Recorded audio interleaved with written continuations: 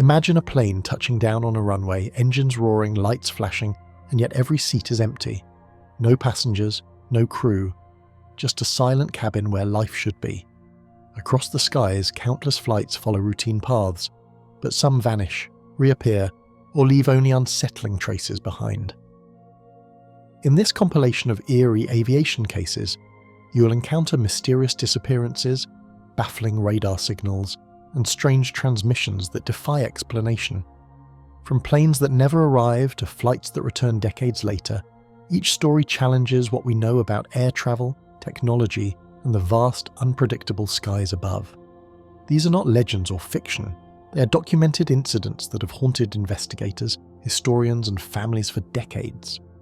Follow the shocking stories of planes that defy explanation, where ordinary flights transform into chilling mysteries, and the silence of the cockpit can be more terrifying than any storm.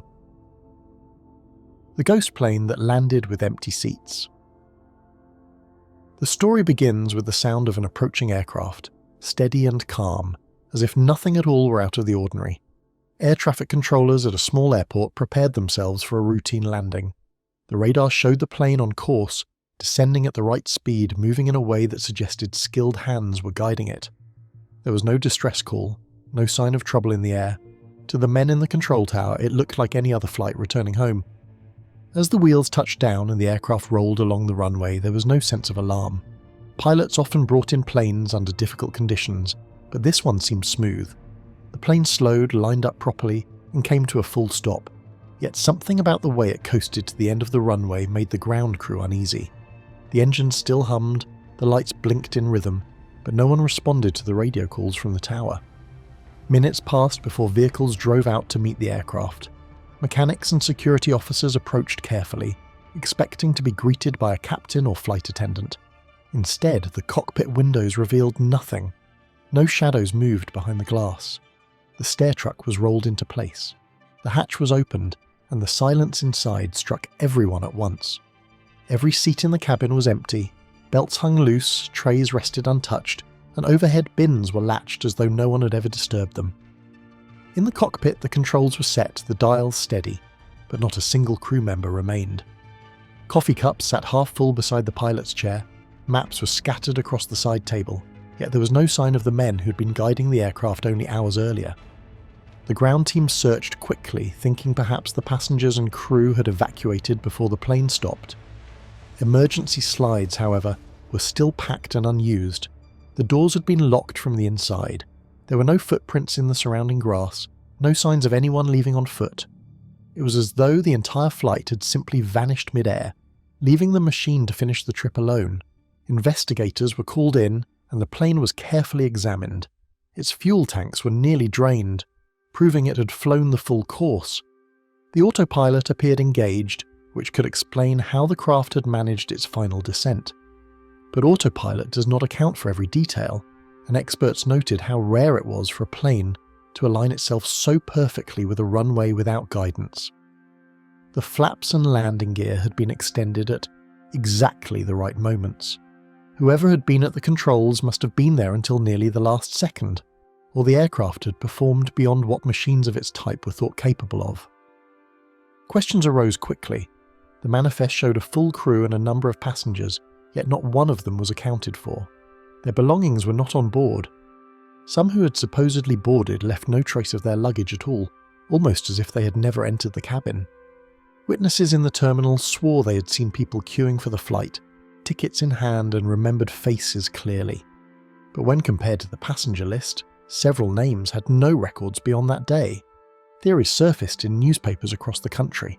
Some suggested hijacking, though what kind of hijacker removes every soul from an aircraft and leaves the plane untouched? Others whispered about military experiments and the possibility of intercepted flights.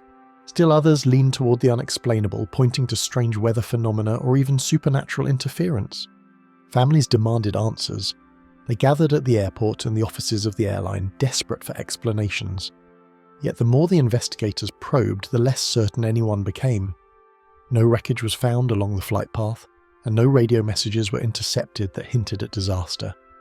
The final transmissions from the crew were calm, routine exchanges with controllers, nothing unusual in tone or content. Months stretched into years, and the case became one of aviation's most unsettling mysteries. A fully functioning plane had landed without error, yet no one remained to claim it. Pilots who heard the story admitted in private conversations that it troubled them deeply. They spoke about the impossibility of a flight without a pilot, of a journey that completed itself. To them, it was not just a tale of missing people, it was a reminder of how little is truly understood about what can happen in the sky. Reports continued to circulate long after the official inquiry closed. Some claimed that parts of the aircraft were quietly dismantled and studied by engineers who found nothing out of the ordinary, but could not shake the feeling that something was hidden from public view. Others claimed sightings of similar events, stories of ghostly planes gliding in silently, lights glowing but cabins deserted. Whether truth or rumour, the legend of the ghost plane spread across aviation circles and into popular imagination. To this day, the unanswered questions linger. Who was on board, and where did they go? How did the plane find its way to the runway without a living crew? The files remain open in the minds of those who investigate aerial mysteries, standing as one of the most unnerving events in modern flight. It is a chilling account that the world of aviation has never been able to explain. Pilots glance at empty skies and wonder what could cause such a disappearance, and passengers boarding routine flights sometimes recall the tale with a shiver. The engines of the ghost plane may have long since cooled, but the silence of its cabin and the emptiness of its seats remain one of aviation's darkest puzzles. The Vanishing of Flight 19 over the Bermuda Triangle. It was December 5th, 1945, when 5 US Navy Avenger torpedo bombers left Naval Air Station Fort Lauderdale, marking the beginning of the mystery now known as Flight 19. The mission was meant to be routine, a simple navigation training flight known to the pilots as Navigation Problem Number 1. Their instructor, Lieutenant Charles Taylor, led the squadron, and with his years of combat experience there seemed to be little reason to expect trouble. The plan was straightforward. Fly east over the Atlantic, turn north, then head back west to the base. It should have taken less than 3 hours, and yet within that short window, something went terribly wrong. Radio transmissions captured during the flight provide a haunting glimpse into the confusion that followed. At first, all seemed normal, but not long into the mission, Taylor reported that his compasses were malfunctioning. He claimed he could not determine their position, and worse, he believed they had somehow flown off course. The men in the other planes could hear the frustration in his voice, as he argued with his own instruments. Some of the pilots insisted they should turn west toward the setting sun, which they knew would eventually bring them back to Florida, but Taylor refused, saying he believed they were somewhere over the Florida Keys and turning west would only take them further out to sea. This disagreement would seal the fate of the entire squadron. As the minutes dragged on, weather conditions grew worse. Reports mention a sudden shift in winds and heavy cloud cover rolling in, creating the kind of disorientation that pilots dread. With the sun sinking lower on the horizon, visibility became even more difficult. Fuel levels were dropping, and several pilots pleaded over the radio for Taylor to let them take control and head west. He continued to insist otherwise, convinced that they were far from the mainland. The radio operators on shore tried to send out a signal strong enough to guide them home, but the storm and static interference cut much of it short. It was clear that panic was setting in. By nightfall, radio operators could still faintly hear the voices of Flight 19. One pilot was heard saying that both his compasses had stopped working entirely. Another warned that they were flying dangerously low on fuel. The final words from Taylor were chilling in their resignation. All planes close up tight. We'll have to ditch unless landfall. When the first plane drops below 10 gallons, we all go down together. Moments later, silence took over the airwaves. The Navy responded immediately, launching one of the largest search and rescue operations ever organised at the time. More than 300 boats and aircraft scoured the waters of the Atlantic, covering thousands of square miles. Yet not a single trace of the 5 Avengers or their 14 crewmen was ever found. The mystery deepened further when one of the rescue planes, a PBM Mariner carrying 13 men, also disappeared after taking off from a base in Florida. Witnesses later reported seeing an explosion in the distance where the Mariner had been flying, but no wreckage was ever recovered. In hours, 27 men and 6 aircraft had vanished. Official reports struggled to explain what had happened. Early Navy conclusions suggested that Taylor had simply gotten lost, misidentified landmarks, and led his men far out to sea until they ran out of fuel. But even that explanation left troubling gaps. The Avengers were reliable planes capable of ditching in water without breaking apart, and they carried emergency rafts. The odds that all 5 planes could land in the ocean without leaving debris or survivors seemed unlikely. Critics also noted that Taylor, though experienced, was known to be prone to mistakes in navigation. Some speculated that his own doubts had clouded his judgment and forced the others into disaster. Over the years, alternative theories grew, fueled by the location of the disappearance. The Bermuda Triangle, an area stretching between Florida, Bermuda, and Puerto Rico, became infamous as the supposed site of countless vanishings at sea and in the air. Writers in the decades that followed suggested everything from magnetic anomalies interfering with instruments to sudden rogue waves and violent storms. Others leaned into the paranormal, proposing alien abductions or time warps swallowing planes whole. None of these theories, however, has been proven with physical evidence, leaving the case to drift between fact and speculation. Some researchers later argued that Flight the 19th of May not have been flying where Taylor believed. Navigational mistakes were common during training flights, and records suggest the squadron may have been far northeast of the Bahamas rather than south near the Keys. If so, their attempt to find land by turning east only carried them further into open waters, leaving little chance for rescue before their fuel ran dry. Still, even with this more grounded theory, the total absence of wreckage remained difficult to explain. In other naval accidents of the time, debris, oil slicks, or life vests almost always surfaced eventually, yet in this case, the sea remained silent. What makes the story endure is not only the disappearance itself, but the voices left behind. Those frantic transmissions preserved in the Navy's records capture the raw fear of men realizing their instruments were useless and that the ocean around them was swallowing every chance of survival. It is rare to have such a clear auditory record of a mystery, and those fragments of sound continue to echo through the decades. The loss of Flight 19 has become one of the most enduring stories of the Bermuda Triangle. Whether one believes in the supernatural or sees it as a tragic chain of human errors, the facts remain chilling. 5 planes and their crews, along with a rescue craft and its men, all disappeared in the same stretch of sea on the same day, leaving no trace behind. For the families who waited in vain for answers, and for the countless researchers who have tried to untangle the truth, the vanishing of Flight 19 remains an open wound in aviation history. A moment when the Atlantic seemed to swallow not just men and machines, but certainty itself. The frozen bodies of Helios Airways Flight 522. The morning of August 14, 2005, was clear and bright when Helios Airways Flight 522 prepared to leave Larnaca, Cyprus, bound first for Athens and then onward to Prague. The aircraft, a Boeing 737-300, carried 115 passengers and 6 crew members. Families with children, holidaymakers and workers returning home all boarded the plane, unaware that what seemed like an ordinary flight would soon turn into one of the most haunting disasters in aviation history. Shortly after takeoff, air traffic controllers in Cyprus noticed something was wrong. The pilots of Flight 522 did not respond to radio calls in the usual way. Their words clipped and uncertain, and then they went silent altogether. The jet climbed normally to its cruising altitude, but communication grew erratic until it stopped completely. Attempts to reach the cockpit went unanswered, leaving controllers with the unsettling knowledge that a fully loaded passenger plane was flying through the skies without contact. Inside the aircraft, the situation was far more dire than anyone on the ground could yet imagine. Investigators would later determine that the cabin pressurization system had not been set correctly before departure. Instead of pumping oxygen-rich air into the cabin, the system allowed the pressure to thin as the aircraft climbed higher.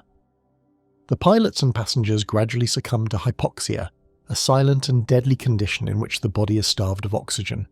It begins with dizziness, confusion, and tunnel vision, but soon it robs a person of the ability to think clearly or even remain conscious.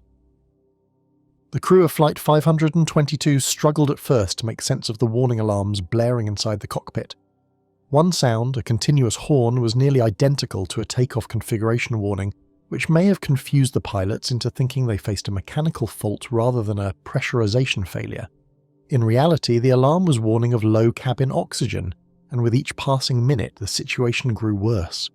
The pilots may have reached for checklists and tried to troubleshoot, but their minds and bodies were already fading under the invisible weight of hypoxia. By the time the plane reached its cruising altitude, it was likely that most of those on board were already unconscious. Oxygen masks had dropped into the cabin, but for passengers seated far from the crew or unable to react in time, even that temporary supply would not have been enough to keep them awake for long. A chilling stillness filled the cabin as dozens of people slipped into unconsciousness, their bodies slowly freezing in the cold, thin air miles above the earth. With no one in control, Flight 522 continued its programmed path on autopilot. For more than 2 hours, it drifted across Greek airspace, maintaining altitude, its engines humming steadily. On the ground, controllers tracked the flight in growing alarm, unable to raise it on the radio. The Greek military scrambled 2 F-16 fighter jets to intercept and see what was happening on board. When the fighters drew alongside, their pilots peered into the windows of the silent jet. What they saw was a sight that would haunt them forever. The cockpit windows were clouded with frost, and inside, the captain's seat was empty. The co-pilot sat motionless, slumped over his controls, his face pale and unresponsive. Through the cabin windows, the F-16 pilots caught glimpses of still figures strapped in their seats, their bodies rigid and unmoving. The plane was still flying, but its passengers and crew had become frozen statues in the sky. Then, something unexpected happened. As the fighter pilots watched, a man appeared in the cockpit. It was a flight attendant named Andreas Prodromou, one of the few who had managed to stay conscious long enough to act. Wearing an emergency oxygen mask, he struggled to control the aircraft, waving to the F-16 pilots in a desperate attempt to signal his awareness. He tried to reach the controls to bring the jet down, but his oxygen supply was limited and his training insufficient to manage the complex systems. Witnesses said he even attempted to broadcast a mayday call, though his voice was faint and unclear. Moments later, the man collapsed, overcome like the others, leaving the plane once again in the grip of silence. Fuel continued to burn, and eventually the inevitable happened. With its tanks running dry, Flight 522's engines began to sputter and fail. The Boeing descended in a slow, uncontrolled glide toward the hills north of Athens. At 12:04 p.m., more than 3 hours after it had taken off, the aircraft slammed into the ground near the village of Grammatico, exploding on impact and killing everyone on board. The investigation that followed was meticulous and disturbing. Experts discovered that the pressurization system had been left in the wrong mode after maintenance checks on the ground. The pilots either overlooked or misunderstood the warnings that indicated a loss of cabin pressure. Investigators concluded that hypoxia had rendered them incapable of making the right decisions, leaving the aircraft to fly on autopilot until it ran out of fuel. The accident revealed how small oversights, when combined with human vulnerability, can snowball into a catastrophe. For families of the victims, the revelations were painful to hear. They imagined their loved ones slowly losing consciousness, unable to breathe, their final moments spent in confusion and fear before slipping away. The image of frozen bodies strapped in their seats, carried through the skies for hours in a ghostly flight, became one of the most chilling details of the tragedy. The heroism of the lone flight attendant, who fought until his last breath, added another haunting layer, showing how close the plane came to a different ending. The crash of Helios Airways Flight 522 remains etched in memory as one of aviation's most eerie and sorrowful disasters. It was not a violent act of terrorism or a sudden mechanical failure, but rather a slow and silent killer that crept over the passengers and crew until no one remained to save them. The plane became a flying tomb, gliding through the blue sky with lifeless souls on board, until gravity brought it down. In the years that followed, airlines and regulators worked to improve procedures, training and alarm systems, hoping to prevent such confusion from ever taking another aircraft. Yet the image of a silent plane, frost covering the windows and frozen bodies locked in place above the earth, lingers as a reminder of how fragile human life can be when technology falters and oxygen runs thin. The C-124 Globemaster that left no wreckage. On a cold March morning in 1951, one of the largest aircraft of its era, a US Air Force C-124 Globemaster, prepared to leave Anchorage, Alaska, carrying 44 passengers and crew along with cargo bound for Texas. The Globemaster was massive, a double-deck transport plane capable of hauling tanks, trucks, or hundreds of men across oceans, and it was a machine not easily lost or forgotten. As it lifted off and began its flight south, there was nothing to suggest that in a few hours it would become the subject of one of aviation's strangest disappearances. The Globemaster reported routine progress after takeoff, communicating with radio operators as it moved along its planned route. Weather conditions were reported as poor, with low visibility and patches of turbulence, but nothing beyond what a seasoned crew in a plane of this size could handle. At approximately 3 a.m., somewhere between Anchorage and Montana, the aircraft gave its last position report and then fell silent. No further radio calls came, no distress signal was received, and the Globemaster seemed to have simply vanished from the sky. Search and rescue operations were launched immediately.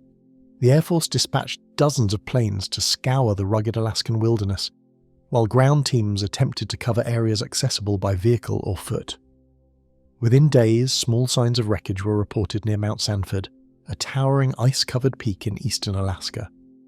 Pilots spotted scattered debris fields on the mountainside, and it seemed as though the mystery had already been solved. The Globemaster had gone down in the harsh terrain, torn apart by snow and rock.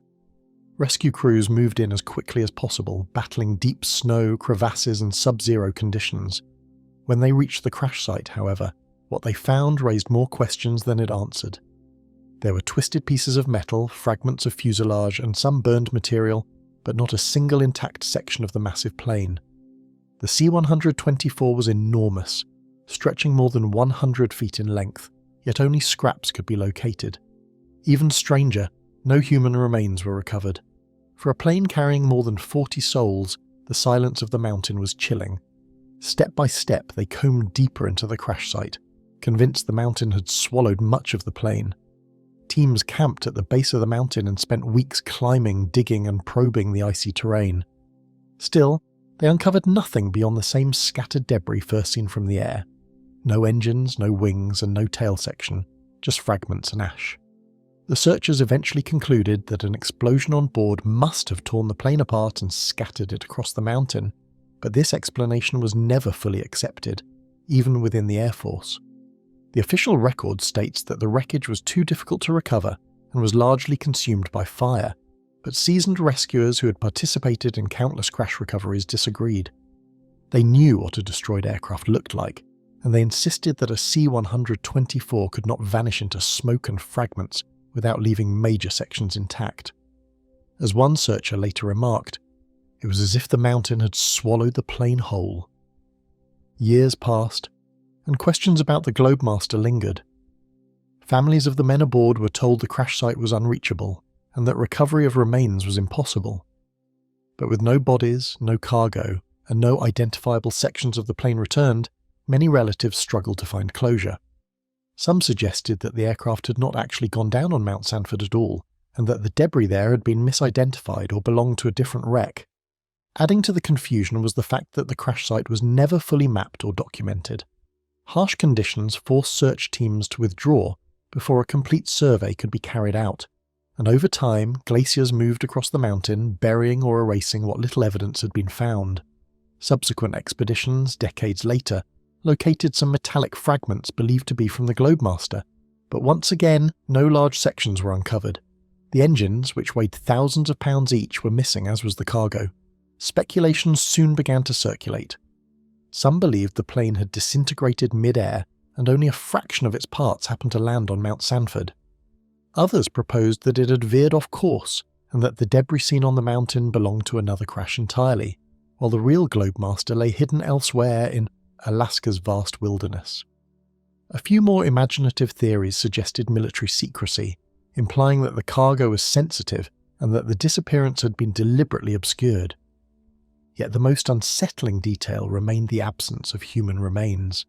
Even in crashes involving fire, freezing conditions, or impact at high speeds, investigators typically find some evidence of the people aboard. But in the case of the Globemaster, there was nothing. No bodies, no clothing, no gear. The silence of the mountain was complete. Through the decades, the tale has re-emerged whenever climbers or retreating glaciers uncover the remains of long-lost aircraft in Alaska.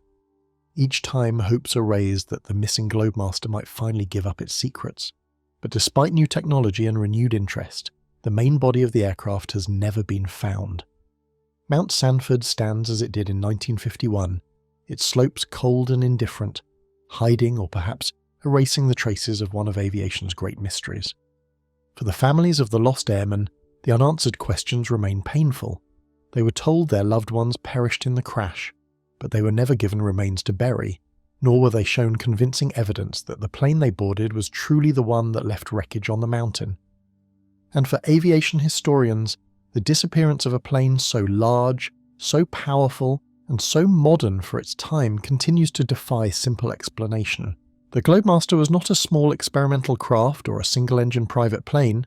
It was one of the US military's workhorses, engineered to withstand enormous strain and to carry heavy loads across continents. For such a machine to vanish in plain sight, leaving behind only fragments, and for no one to recover even its engines or its passengers, is a reminder of how unforgiving and mysterious the skies, and the mountains below them, can be.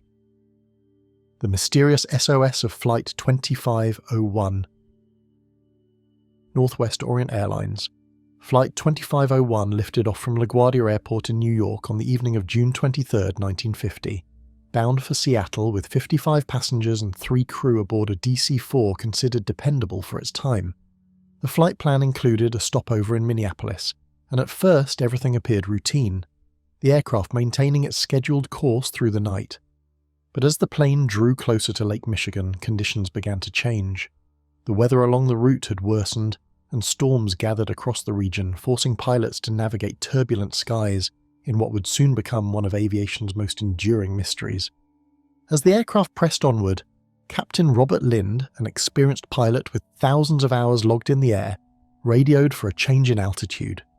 At around 11:51 p.m, he requested permission to descend from 3,500 feet to 2,500 feet. Air traffic control, aware of the rough weather below and the crowded skies, denied his request. That was the last clear communication received from the flight. Minutes later, fragments of a desperate signal were reportedly picked up, which some accounts describe as an SOS call, though no official recording or complete transmission has ever been confirmed. After that moment, the skies over Lake Michigan fell silent, and the DC-4 vanished without a trace. When the plane failed to arrive, an extensive search began at first light.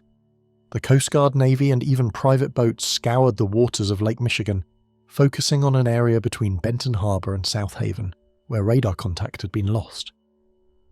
The searchers expected to find wreckage quickly, as a crash of that size should have left floating debris or visible oil slicks, but for days the lake gave up almost nothing.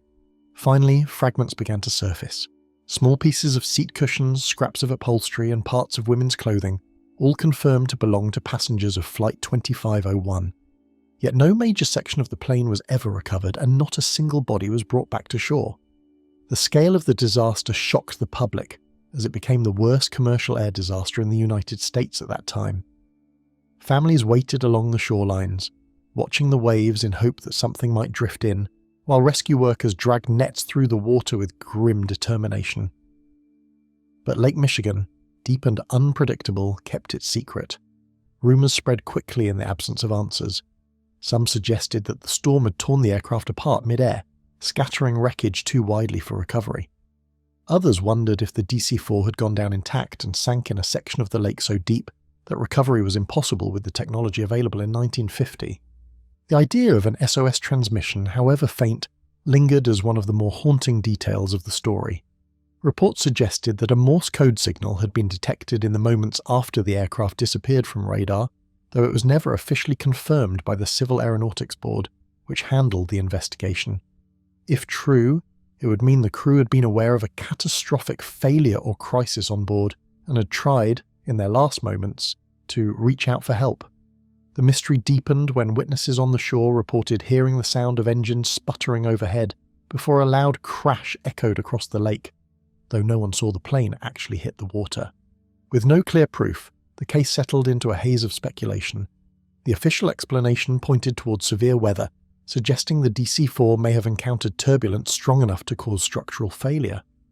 Another theory considered the possibility of fuel exhaustion, though records showed the plane had enough fuel to reach its planned stop in Minneapolis.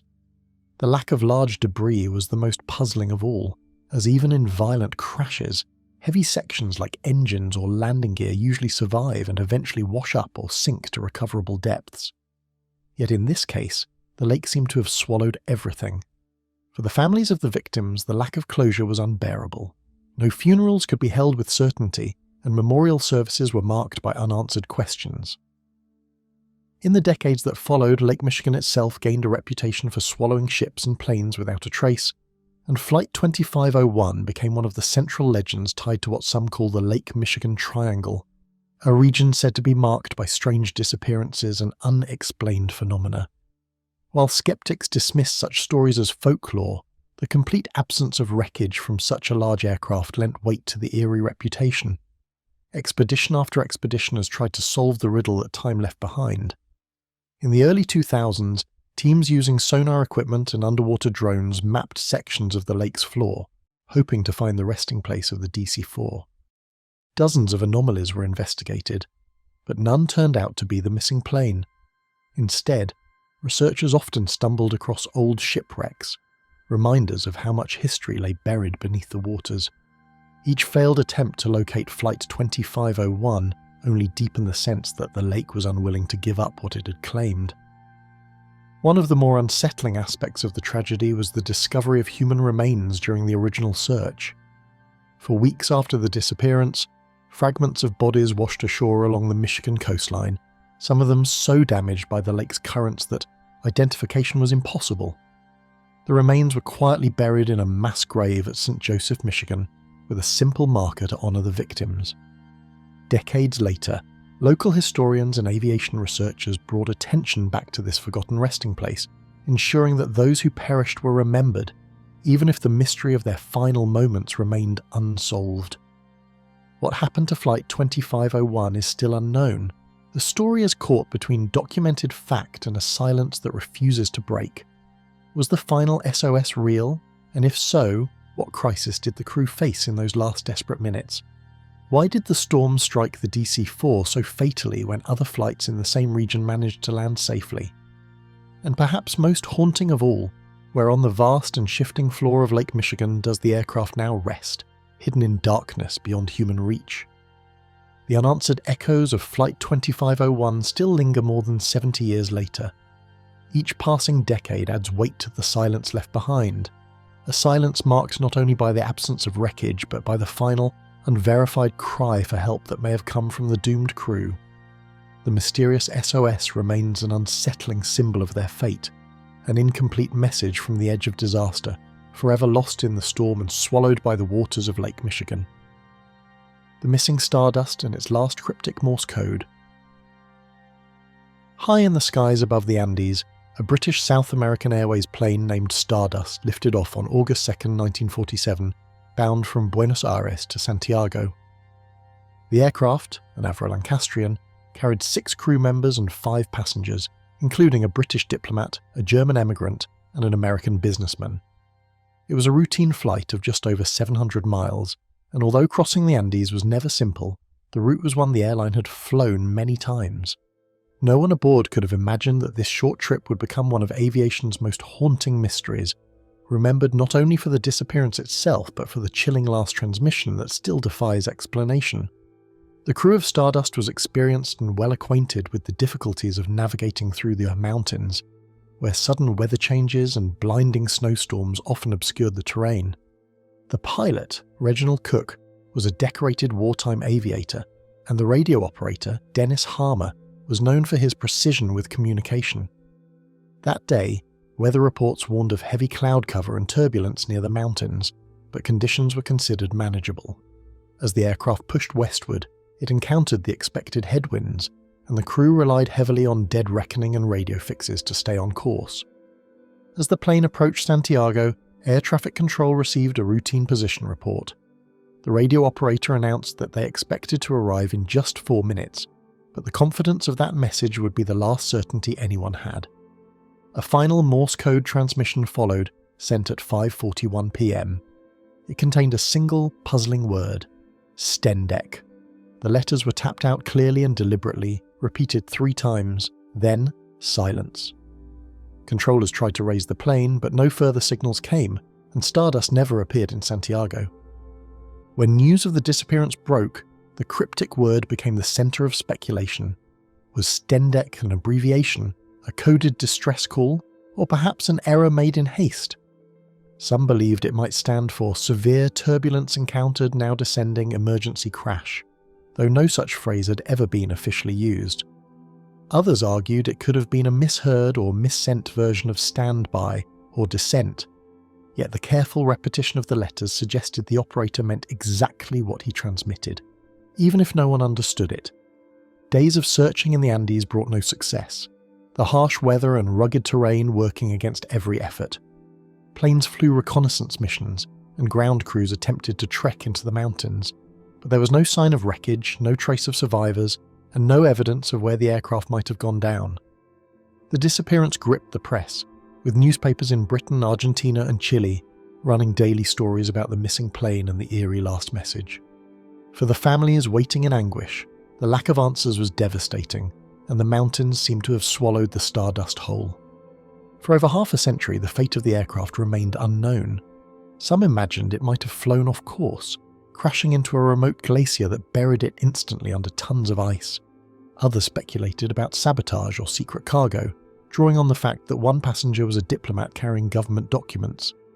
The word Stendek fueled conspiracy theories, with suggestions ranging from extraterrestrial intervention to coded espionage signals, though none carried proof. Then, in 1998, climbers ascending Mount Tupungato stumbled upon something unexpected. As the ice melted along the glacier, twisted pieces of metal emerged, along with shreds of clothing and even preserved remains of the crew. Forensic tests later confirmed the wreckage belonged to Stardust. The plane had indeed slammed into the mountainside at high altitude, instantly killing all aboard. The impact and subsequent avalanches had buried the wreck so deeply that it remained hidden for decades, entombed in ice until global warming revealed its traces. The discovery solved the question of where the plane had gone, but it did not close the case entirely. Investigators concluded that the crew, relying on their instruments and estimations, believed they had cleared the Andes and were approaching Santiago. In reality, strong headwinds had slowed their progress, leaving them short of their intended crossing point. Descending through heavy cloud cover in anticipation of landing, they struck Mount Tupungato head-on. It was a tragic case of navigational error, compounded by the treacherous weather of the Andes. With the wreckage identified and the sequence of events largely explained, the riddle of Stendek endures. The transmission has never been definitively decoded, and no aviation body or cryptographic analysis has produced a universally accepted explanation. To this day, it remains an anomaly in aviation history, a final word from the crew that resists interpretation, haunting the memory of the crash. Unsettling in its silence, the story of Stardust endures, not simply because answers were missing for decades, but because, even with modern knowledge, something about the case remains beyond reach. The glacier preserved the physical evidence, yet the meaning of that last signal has stayed frozen in time, a communication from the edge of disaster that carried no clear message. It is rare for an aviation mystery to be both solved and unsolved at once, with the wreckage found but the final words of the crew forever shrouded in ambiguity. When people look back at the case now, the tragedy stands as both a reminder of the dangers of early Transandean flights and a testament to how a single unexplained word can outlast even the most conclusive discoveries. Families finally received closure about the fate of their loved ones, but the unanswered question of what the radio operator meant in his final moments ensures that the mystery of Stardust is never fully laid to rest. The disappearance of BSAA Star Aerial. On what appeared to be an ordinary morning, January 17, 1949, the crew of the Star Aerial readied their British South American Airways aircraft for a flight from Bermuda to Kingston, Jamaica. The aircraft was a sleek Avro Tudor Mark IV, one of the post-war planes intended to serve as a reliable workhorse for long-haul routes across the Atlantic. At the controls was Captain John Clutha McPhee, an experienced pilot who had logged countless hours over these waters. His crew consisted of highly trained flight officers and radio operators, and the passenger list was modest, with fewer than 20 people on board.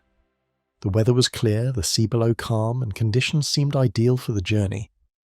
Yet what began as an ordinary flight quickly turned into one of the most enduring mysteries in aviation history, for the Star Aerial would vanish into silence without leaving so much as a single trace. The first part of the flight progressed as expected. At 8:41 a.m, Captain McPhee made a routine radio transmission, reporting that the aircraft had departed Bermuda and was climbing to its cruising altitude of 18,000 feet. His voice was steady, and there was nothing unusual in his words. Roughly an hour later, at 9:42 a.m, he contacted air traffic control again, this time to report his position over the ocean. The message was clear, calm and professional, not indicating trouble. McPhee even noted the weather conditions ahead, describing excellent visibility and smooth air, the kind of flying conditions pilots cherished. This would be the last confirmed transmission ever received from the Star Aerial. After that, the skies over the Atlantic returned only silence. When the aircraft failed to make its next scheduled contact, controllers initially assumed it was a simple case of radio trouble. Mechanical issues with communications were not uncommon in those years, particularly over long stretches of open ocean.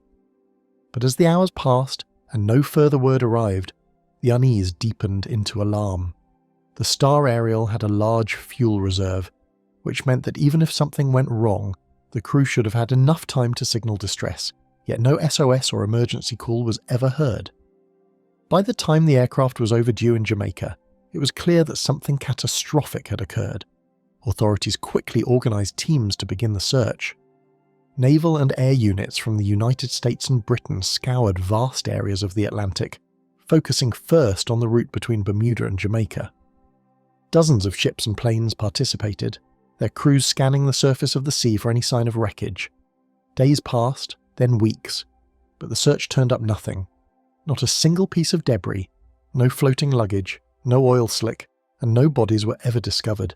It was as if the aircraft and everyone aboard had been swallowed whole by the ocean. The loss of the Star Aerial was particularly unsettling because it followed closely on the heels of another unexplained disappearance. Just 2 years earlier, in 1947, another BSAA aircraft, the Star Tiger, had also vanished while flying between the Azores and Bermuda. In that case, too, there had been no distress calls, and no trace of the aircraft or its passengers was ever found. For a young airline already struggling with the challenges of operating long transatlantic routes, the second mysterious disappearance within such a short span dealt a devastating blow to its reputation and cast a shadow of unease over its operations. There was almost nothing tangible for investigators to build on. The absence of wreckage made it impossible to determine whether the cause was mechanical failure, human error, or something more unusual. Some speculated that a sudden and catastrophic failure, such as an explosion or structural collapse, could have brought the aircraft down so quickly that no distress call could be made. Others suggested that a fire in the cabin or cargo hold might have incapacitated the crew before they had a chance to react. Yet even in these scenarios, fragments of the plane would be expected to surface eventually, and the complete lack of debris remained the most puzzling aspect. Adding to the intrigue was the fact that conditions on that day were nearly perfect. Weather records confirmed that there were no storms, no heavy winds, and no unusual atmospheric conditions along the Star Aerial's planned route. This eliminated one of the most common explanations for mid-century aviation accidents. It also raised an unsettling question. If an aircraft could vanish so completely under ideal flying conditions, then what unknown factor was at play? Theories outside of conventional explanations soon began to circulate. The flight's path took it through the heart of the so-called Bermuda Triangle, an area already infamous for unexplained disappearances of ships and aircraft. Popular imagination seized on this connection, suggesting that the Star Aerial had been a victim of the same strange forces said to haunt those waters. Tales of magnetic anomalies, sudden time shifts, and other bizarre phenomena became attached to the case, though none of these ideas had evidence to support them. For the families of those lost, such theories offered little comfort, only more uncertainty.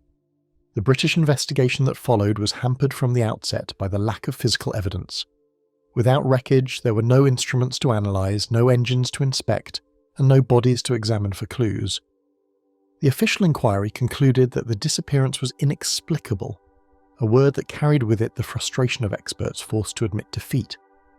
Over time, even official records began to reflect resignation, acknowledging that the fate of the Star Aerial might never be known. For the relatives of the passengers, the mystery was unbearable. Families had no graves to visit, no belongings returned, no answers to their endless questions. The loss left behind only absence, a silence that mirrored the final moments of the doomed aircraft. Among the names on the passenger list were tourists, business people, and crew members who had dedicated their lives to aviation. Their sudden vanishing turned what should have been a simple flight into a story whispered with unease for decades afterward. Even today, the disappearance of the Star Aerial stands as one of the great mysteries of the skies. Despite advances in technology, sonar mapping of the ocean floor, and countless studies into unexplained aviation disasters, no trace of the aircraft has ever been recovered. The ocean along its route is deep and vast, but other wrecks have been found in similar conditions, which makes its absence all the more haunting. The fact that it vanished without a cry for help or a floating scrap of evidence continues to defy explanation. When aviation historians speak of the most perplexing cases of vanished aircraft, the name Star Aerial is always among the first mentioned, not only because of its own disappearance, but also because of the eerie link to its sister ship, the Star Tiger. Together, the two losses created a pattern too unsettling to ignore, a shadow that fell across the golden age of post-war aviation. For those who believe in mysteries of the deep, the case remains a reminder of how little we truly understand about the forces of nature and the secrets the ocean still keeps hidden. The Star Aerial took off under clear skies and calm seas, with every reason to expect a safe arrival.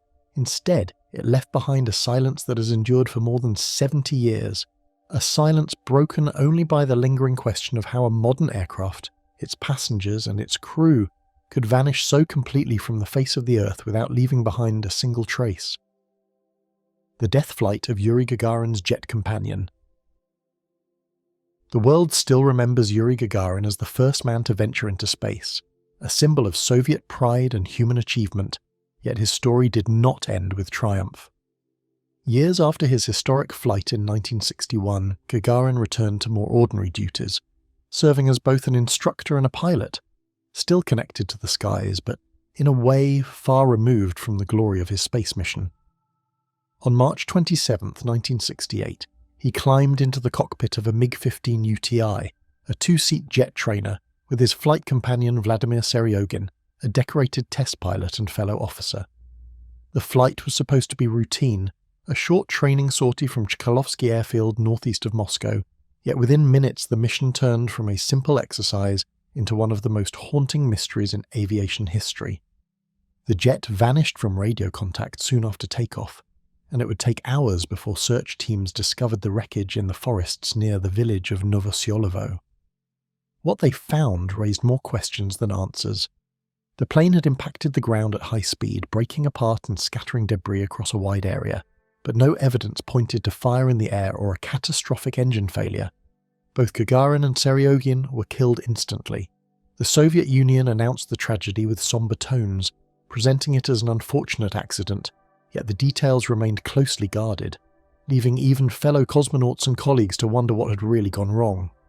Officially, the inquiry concluded that the pilots had been forced into a sharp maneuver to avoid a weather balloon or another unidentified object in the sky, losing control in the process. This explanation seemed plausible on the surface, but fragments of testimony from radar operators and other pilots suggested something more complex. A second aircraft had reportedly been flying in the same airspace that day, and some accounts even spoke of a supersonic jet passing dangerously close to Gagarin's MiG, creating turbulent air that could have sent the smaller plane into an uncontrollable spin. The Soviet authorities never confirmed this version, but it persisted in the shadows, whispered among Air Force personnel who were never satisfied with the official story. For many, the most troubling aspect of the crash was not the loss itself, but the secrecy that surrounded it. Gagarin was a national hero, celebrated not only across the Soviet Union but throughout the world, and yet his death was explained with a level of vagueness that only deepened the suspicion. Colleagues noted that he was an experienced pilot, cautious and disciplined, not prone to reckless maneuvers. Seryagin, too, was highly skilled, making it difficult to believe they had both simply miscalculated in clear weather. This discrepancy led to theories that stretched far beyond mechanical failure or pilot error. Some believed that Gagarin's jet had been accidentally struck or forced down by another Soviet aircraft, a supersonic Sukhoi or MiG that had strayed too close during a test flight. The High Command, unwilling to admit to such a costly mistake involving their most revered cosmonaut, would have preferred to attribute the loss to a vague hazard in the sky. Others speculated about political undertones. Gagarin, though adored by the people, had grown uneasy with his role as a symbol of propaganda, and he was rumoured to have voiced concerns about the dangers of the space program after the death of his fellow cosmonaut Vladimir Komarov in 1967. Was it possible, some whispered, that silencing him became more convenient than honouring him? Only many years afterward did pieces of classified records and witness accounts begin to appear, pointing to alternative explanations. One version claimed that a Su-15 interceptor flying in restricted airspace had broken the sound barrier too close to Gagarin's MiG, producing a shockwave strong enough to destabilise the smaller jet. If true, it would explain why the aircraft suddenly dove and crashed without any distress signal. Another account pointed to poor communication between ground control and the pilots, suggesting that weather conditions had been misreported and that low cloud cover forced them to descend into terrain they could not see until it was too late. Both explanations carried weight, but neither could be fully confirmed. Even cosmonauts who had trained with Gagarin spoke of lingering doubts. Alexei Leonov, the first man to walk in space, later said that he had seen evidence supporting the theory of another jet's involvement, though the Soviet leadership had ordered silence on the matter. Leonov's testimony, offered years after the fall of the USSR, carried a sense of authenticity but also highlighted how difficult it was to separate fact from rumour in an environment where so much was deliberately obscured. From the wreckage came only part of the answer, leaving much untold.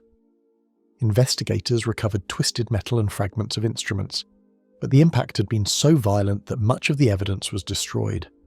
There were no signs of fire, which meant the engines were still running when the plane went down, ruling out an explosion or fuel-related failure. The canopy was found closed, indicating neither Gagarin nor Seryagin attempted ejection, perhaps because they had no time. In the final moments, whatever struck them came too quickly for survival.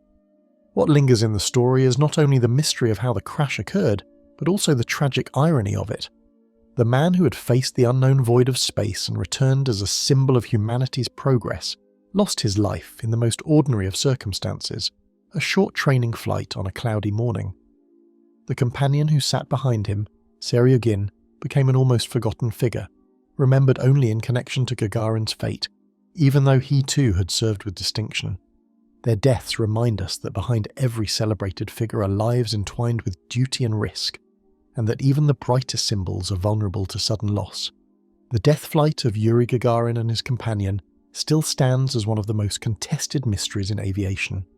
Historians, pilots, and aviation experts still sift through the fragments of evidence, some convinced of pilot error, others sure of interference from another aircraft, and still others unsettled by the possibility of political motives hidden behind official silence. The absence of a definitive answer has allowed the story to endure, not simply as an accident, but as a symbol of the shadows that often hide behind national pride and human achievement. The forest near Novosiolovo has long since grown quiet again, the wreckage removed and the site marked by memory rather than debris, yet the questions have not faded. Gagarin's name still shines in history as the first man to cross the threshold of space, but his last flight binds that triumph to an unresolved tragedy. It is a reminder that even legends can vanish not in fire or glory, but in silence, leaving behind a trail of doubt that no investigation has ever fully cleared. The vanishing crew of the C-47 over Burma. The humid skies over Burma in the final months of World War II were filled with aircraft carrying supplies, troops, and messages across some of the most dangerous air routes on Earth. Yet few stories have left such a mark as the vanishing of a C-47 transport plane and its crew. The Douglas C-47 was one of the most reliable military workhorses of the war, praised for its endurance and stability, but in this case, even its reputation could not prevent it from becoming the centre of one of the strangest disappearances in aviation history. The aircraft was on a routine mission, one that had been flown countless times before, and the men on board expected a long, difficult flight, but nothing that should have ended in mystery. The plane had taken off from India, heading east toward Allied bases in China, with the dreaded hump of the Himalayas and the dense jungles of Burma in between. This route was notoriously dangerous, with treacherous weather, sudden storms, and mountains that swallowed aircraft whole. Pilots spoke of the sky suddenly shifting from clear to pitch black within minutes, of winds strong enough to toss heavy planes like toys, and of electrical storms that lit the night as if the world itself was splitting open. Yet the men aboard the C-47 were not inexperienced recruits. The pilot was seasoned, with dozens of missions across hostile skies behind him, and the crew had endured the hardships of these runs before. They knew the dangers, but they also knew how to handle them, which makes their disappearance all the more baffling. Radio logs show that the aircraft remained in contact for much of its journey. Early transmissions reported steady progress, no mechanical issues, and weather that was rough but manageable. Then, as the plane approached its crossing over Burma, the reports became more cautious. Heavy cloud cover and strong headwinds slowed its progress, yet there was no sign of panic or alarm. The crew sounded tired but calm, their voices steady in the crackling static of wartime radio. At some point, those transmissions stopped. There was no final distress call, no hurried message about failing engines or enemy fire, just silence where there had once been routine reports. The moment the plane was overdue, the alarm was triggered. Search missions were launched almost immediately, but hunting for a missing aircraft in that region was like looking for a single coin lost in a riverbed. The thick jungle canopy was so dense that even a large plane could vanish completely, its wreckage swallowed by trees and vines within days. Swarms of insects, heavy rains, and shifting ground made survival on the ground nearly impossible, yet rescuers searched for weeks, circling over remote valleys and ridges, hoping to spot some trace of metal glinting in the sun. Nothing was ever found. The military initially believed the C-47 had gone down due to weather, which was the fate of many planes in that theatre of war. But as months passed, and reports trickled in from villages scattered across Burma, strange stories began to circulate. Some claimed to have seen a plane struggling low through the clouds, making noises that sounded wrong, as if its engines were choking. Others spoke of hearing an enormous boom followed by silence, though no wreckage was discovered near the supposed crash sites. A few locals even suggested the plane had been taken by forces no one could see, vanishing into the sky itself. These accounts were inconsistent and often conflicting, but they fueled speculation that something more than a storm had taken the C-47. Over time, search parties attempted to map the probable route of the missing aircraft, though always with limited means. Jungle explorers, treasure hunters, and aviation enthusiasts scoured old maps and searched through the undergrowth, yet no trace of the aircraft emerged. In a land where metal corrodes fast and the jungle erases human presence almost overnight, the wreckage might have lain hidden in a remote valley, but the total lack of debris puzzled many. Even planes that vanished in the mountains of the Hump were sometimes located decades later, discovered by villagers or hikers, their frames twisted and broken but still visible. This C-47, however, seemed to have dissolved into thin air. The crew's families waited for answers that never came. Letters sent back to India and America spoke of hope that the men had bailed out and were hiding in the jungle, perhaps aided by locals until rescue could arrive. Others wondered if Japanese patrols might have captured them, though by the time of their disappearance, Japanese forces were already retreating and in no condition to take prisoners deep in the interior. The lack of wreckage made these theories impossible to prove, and the military quietly marked the men as lost in action. Pilots crossing the same paths in the years that followed often remarked on a presence they could not define. Some spoke of odd lights flickering in the clouds at night, while others described turbulence that seemed to come out of nowhere, tossing their aircraft violently before vanishing just as suddenly. These stories were mostly dismissed as superstition, the product of tired minds and grueling conditions, yet in the shadow of the missing C-47 they took on a darker weight. Even today, aviation historians admit that while accidents were common on those runs, the sheer lack of evidence in this case keeps the disappearance unusual. Most chilling is the silence that marked the final minutes. Almost every crash, even in the most hostile skies, leaves behind some sign, a broken transmission, a final desperate word, a spark of static that reveals something went wrong. Here, there was nothing, just an absence that felt deliberate, as if the plane and its crew were swallowed whole before they had the chance to react. That silence remains the most haunting detail, for it suggests an ending so sudden and absolute that the men never even had time to reach for the radio. The jungle has likely claimed whatever remains of the C-47, burying it beneath decades of growth. But for those who remember the story, it has become more than just another wartime loss. It has grown into legend of vanishing, where men who had defied storms, enemy fire, and the endless grind of war were undone not by combat, but by something unseen, something that erased them so completely that their fate is still unknown. The missing C-47 of Burma stands as a reminder that even in a world mapped by machines and charts, there are still places where the sky can open and take what it wants, leaving only silence in its wake. The UFO encounter of Japan Airlines Flight 1628. On a flight toward Anchorage, Alaska, Japan Airlines Flight 1628 was following its usual path on November 17, 1986, when the ordinary routine of the cargo journey turned astonishing.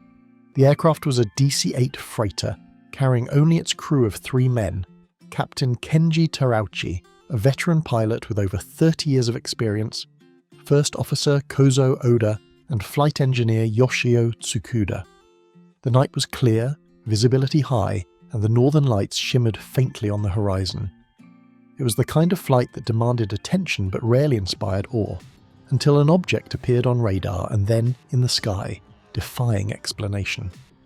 Captain Terauchi first noticed something odd when his instruments detected an unknown aircraft approaching from the west. It was large, unusually bright on radar, and moving at a speed that didn't correspond to any commercial or military aircraft the crew had ever seen. Terauchi initially assumed it might be a military jet conducting exercises in the vast Alaskan airspace, though no notice had been issued. Soon, however, the object appeared visually outside the cockpit windows. It was massive, triangular in shape, and glowed with a strange reddish-orange light that seemed to pulse rhythmically, illuminating the surrounding sky in an unearthly way. As Terauchi tried to radio Anchorage air traffic control, the object mirrored every maneuver of the DC-8. Every turn, every altitude adjustment, the strange craft followed precisely, as if it were aware of the aircraft's intentions. The crew's initial fascination quickly turned to unease. Captain Terauchi's voice over the radio was calm, professional, but tense, as he reported the unidentified object and requested guidance from ground control. Controllers, equally startled by the radar readings, confirmed that there were no other scheduled flights or military exercises in the area. Yet the object persisted, large, silent, and seemingly intelligent in its movements. Over the next several minutes, Flight 1628 was surrounded. A second, smaller object appeared, darting in and out of view, while the primary craft maintained its enormous presence behind and above the DC-8. The crew could see the intricate details of the larger vessel despite the darkness. It had lights in geometric patterns, structures that resembled windows or panels, and a metallic surface that reflected the moonlight. The experience was surreal, and the men felt the uncanny sensation of being observed while simultaneously trapped in the sky with an alien presence. Air traffic control struggled to maintain communication as radar blips continued to show the objects moving in formation around Flight 1628. The controllers were perplexed. Military authorities denied that any aircraft were in the area, and the Alaskan skies were under heavy civilian and commercial monitoring. Reports from the DC-8 indicated that the objects could accelerate instantly, disappear from radar, and reappear in seconds, a behaviour that defied conventional physics and every pilot's experience. The crew logged their observations meticulously, describing movements, shapes and sizes that would later baffle investigators and skeptics alike. Captain Terauchi later reported feeling a sense of vulnerability rarely experienced in flight. While trained to handle emergencies, mechanical failures and unexpected weather, he had never encountered a presence capable of mimicking human decisions and yet existing outside known technology. The object's behaviour suggested intelligence, but no threat was issued. They did not fire weapons, and they did not force the aircraft into evasive manoeuvres. Instead, they followed, observed, and maintained a silent dominance over the cockpit and the radar screen. The event stretched on for close to 30 minutes. During that time, the objects moved closer and farther, sometimes appearing enormous in the windshield, at other times disappearing completely from sight. Crew members described the sensation of seeing something entirely alien yet solid and real, a massive presence that could not be ignored or rationalized. Captain Terauchi maintained composure, focusing on the safety of his aircraft, while the smaller crew assisted with navigation and logging the extraordinary occurrence. Every attempt to contact other aircraft in the vicinity or military radar stations failed to yield additional insight. Eventually, the objects departed. Flight 1628 continued to anchorage under an uneasy quiet, with the northern lights fading into the night. The crew attempted to report the encounter fully, providing radar data, visual observations, and meticulous timing of every movement. Air traffic control was initially skeptical, though the radar blips corroborated the pilot's testimony. The story of the encounter would later be examined in exhaustive detail by aviation authorities, the US Air Force, and UFO researchers, who all agreed that while some elements could not be explained, the primary source, the flight crew's testimony, remained credible and consistent. What made the encounter truly eerie was not only the physical presence of the objects, but the way they defied all known explanations. Experts considered mirages, reflections, and instrument errors, but the triangulation of radar, visual sightings, and precise logging made conventional explanations difficult to maintain. Captain Terauchi's credibility as a veteran pilot and the corroborating accounts of his co-pilot and flight engineer lent weight to the narrative, and subsequent analysis has highlighted the sophistication and intelligence implied by the object's movements. In subsequent years, the incident became known as one of the most detailed and well-recorded UFO cases.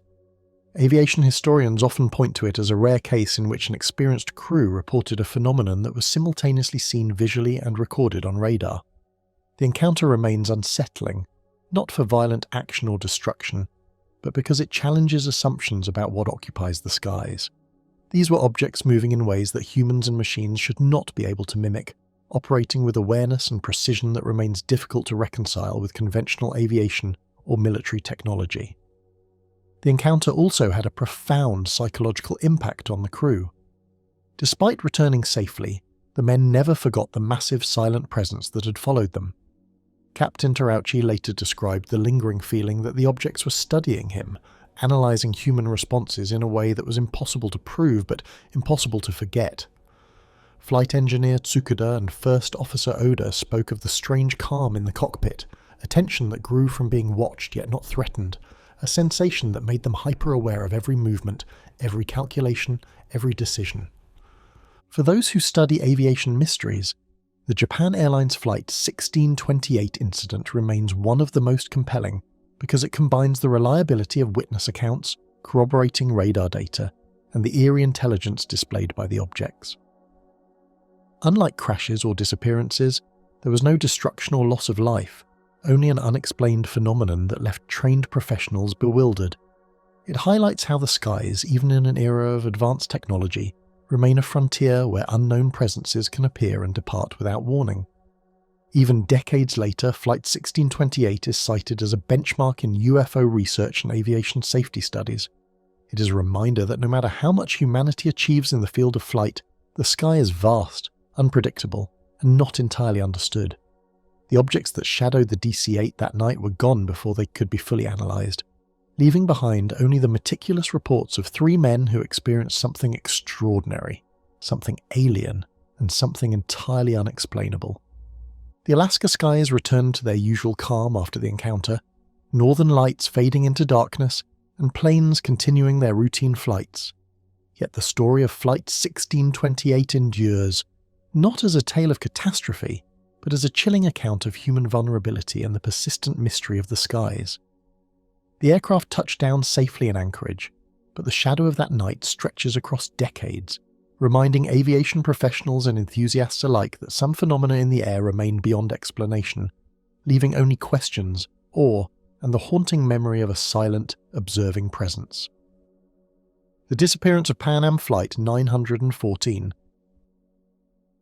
Pan Am Flight 914 was a Douglas DC-4, a reliable long-haul aircraft that had flown countless miles across the Americas. On a routine night in July 1955, It departed from New York carrying passengers and crew bound for Miami. The flight was ordinary, uneventful, and by all accounts completely ordinary. Captain William Murphy, a veteran pilot known for his calm demeanour and meticulous attention to detail, was at the controls, accompanied by a crew well versed in the routines of transcontinental travel. The passengers settled into their seats, chatting quietly or dozing as the DC-4 climbed into the evening sky. Yet within hours the routine flight would become a story whispered across decades, a tale of disappearance that defied every expectation of aviation safety. The journey began smoothly, with weather conditions over the eastern seaboard largely cooperative. Radar tracks confirmed the aircraft's expected route, and radio communications were normal for the first 2 hours. Captain Murphy reported steady altitude and smooth progress, with the crew noting only minor turbulence over clouds near the Appalachian Mountains. There were no mechanical warnings, no unusual readings on the instruments, nothing to indicate that the flight would end in mystery. Air traffic controllers monitored the plane as usual, logging its coordinates, yet none could have anticipated the sudden silence that would follow. Around 2 hours into the flight, the DC-4 vanished from radar. Controllers at first assumed a technical malfunction with either the aircraft's transponder or the radar system. Attempts to contact Flight 914 yielded nothing. The radio remained silent, and the plane's position ceased updating on screens. Ground teams initially hesitated, hoping that the aircraft would reappear, perhaps delayed by weather or minor equipment issues. Yet as minutes stretched into an hour and the aircraft did not respond, the situation became alarming.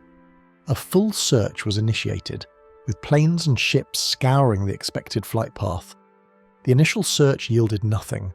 No wreckage, no distress signals, no floating debris, nothing that would indicate the plane had crashed or been forced down. The airspace between New York and Miami was heavily travelled, yet no other aircraft reported encountering Flight 914 or any signs of trouble. Investigators combed airport records, passenger manifests, and maintenance logs. The plane had been in perfect condition, recently serviced with no recorded issues. The crew was highly trained, professional, and experienced, leaving investigators to puzzle over the unthinkable. An aircraft had simply disappeared without explanation. Weeks passed, and the disappearance became a matter of public concern. Families of the passengers received no news, only formal statements from the airline acknowledging the plane as missing. Speculation flourished in newspapers and aviation circles. Some proposed mechanical failure over the Atlantic, while others suggested weather anomalies or pilot error. The latter was quickly dismissed. The captain and crew had excellent records, and the weather was not extreme enough to endanger a DC-4. Despite exhaustive search efforts, no trace of Flight 914 was ever located. The mystery grew, cementing itself in the lore of aviation disappearances. An even stranger chapter of the Flight 914 story began to surface decades later. Some reports suggested that the aircraft had allegedly reappeared years after its disappearance, landing at a Miami airport under conditions that were impossible to explain. Witnesses claimed to see a DC-4 that matched Flight 914's description arrive unexpectedly, with its engines running smoothly and lights bright, yet entirely empty of passengers. The story persisted in aviation legend, its details varying but always presenting the same eerie premise. A plane vanished in 1955, only to return decades later, defying time and logic. While these accounts are often dismissed by historians and aviation experts as urban legend, their endurance highlights the strangeness that surrounds Flight 914. Investigators have noted that similar stories of vanishing aircraft, particularly those travelling over the Americas in the mid-20th century, share a pattern. Disappearance without distress signals, absence of wreckage, and an unsettling reappearance in ways that contradict conventional understanding. Whether these accounts are factual or the product of storytelling, they contribute to the sense that Flight 914 occupies a unique place in aviation mystery. The alleged reappearance of the plane, if even partially true, raises unsettling questions. How could an aircraft vanish from both radar and visual observation for decades? How could it re-enter controlled airspace without detection during the missing years? Experts have theorized everything from anomalies in time and space to highly improbable navigational errors, that somehow froze the aircraft in a hidden corridor of the atmosphere. Each hypothesis strains credibility, yet none can be conclusively disproven given the lack of hard evidence. More grounded investigations into Flight 914 focus on the day of its disappearance. Weather logs, flight records, and radio transcripts have been scrutinized repeatedly, all confirming that nothing unusual was reported before the aircraft vanished. No other planes were in the immediate area, and there were no known military exercises that could account for the disappearance. Maintenance and engineering records show no defects in engines or controls, even in the context of mid-1950s aviation technology, which lacked today's GPS and advanced radar. A disappearance of this nature is almost impossible.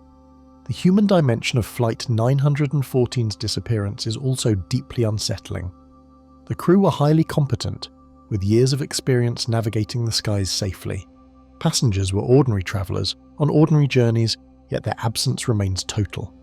Families have spent generations wondering what became of loved ones, grappling with the fact that no bodies, luggage, or personal belongings were ever recovered.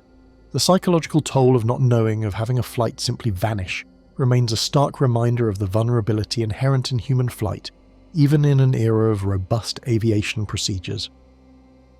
Some researchers have speculated that Flight 914 might have encountered atmospheric anomalies capable of rendering it undetectable to radar. Others suggest navigational errors led it far off course, perhaps even over regions where search teams did not focus initially. Both explanations face the same obstacle. Decades of follow-up searches have turned up nothing. The vastness of the terrain it might have traversed does not explain the complete absence of wreckage. Whether natural phenomena or something more unusual were responsible, the total disappearance challenges conventional understanding of aviation safety. Both a lesson and an eerie enigma, the saga of Flight 914 continues to fascinate. It is cited in discussions of the Bermuda Triangle, although it occurred outside the area typically associated with those disappearances. Instead, the DC-4's disappearance reminds pilots, historians, and enthusiasts that even routine flights can yield outcomes beyond explanation. The plane, its crew, and its passengers remain absent, leaving behind only speculation, rumours, and the enduring shadow of a flight that should have been ordinary but became unforgettable. Even after all these years, Flight 914 holds the attention of those who study unexplained incidents in aviation. It stands as a case where the evidence, or lack thereof, speaks more loudly than any report could.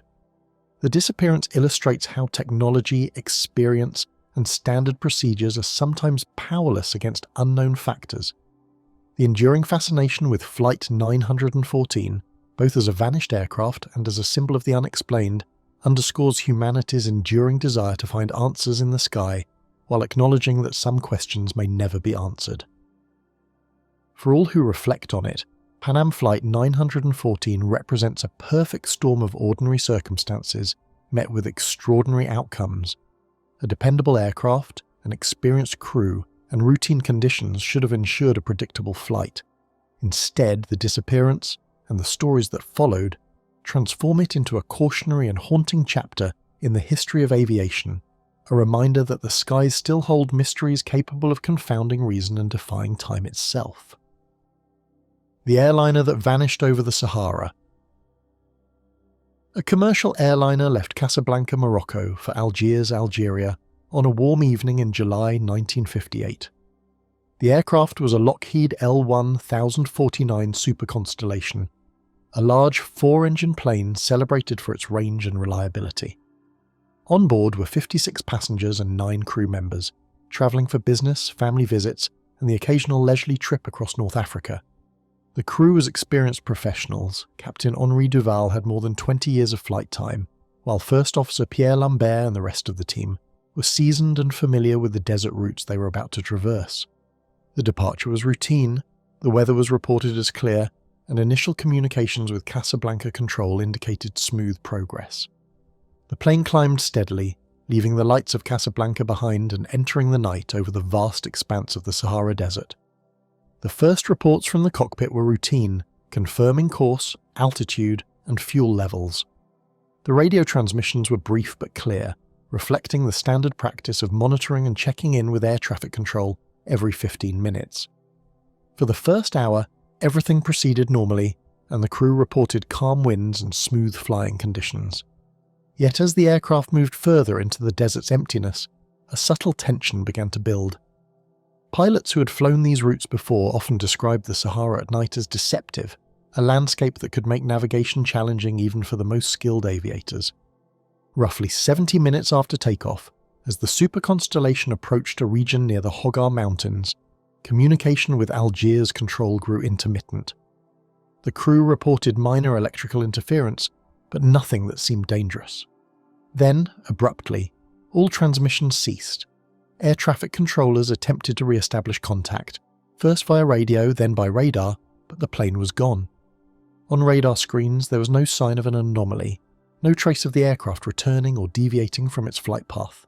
It was as if the super constellation had simply vanished into thin air, leaving only a blank spot where it should have appeared. Teams launched rescue operations immediately, though navigating the endless Sahara rendered the mission nearly hopeless.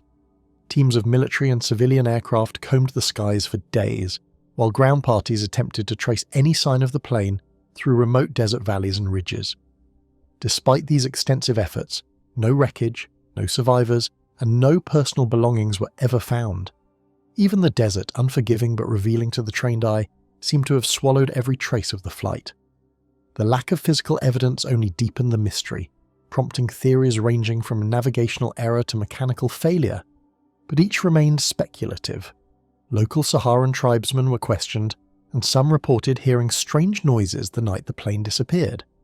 They described distant thunder-like booms and sudden flashes of light in the sky, yet no physical evidence on the ground supported these accounts, leaving authorities to wonder if the aircraft had broken apart high in the atmosphere or entered a region where radar coverage was inconsistent.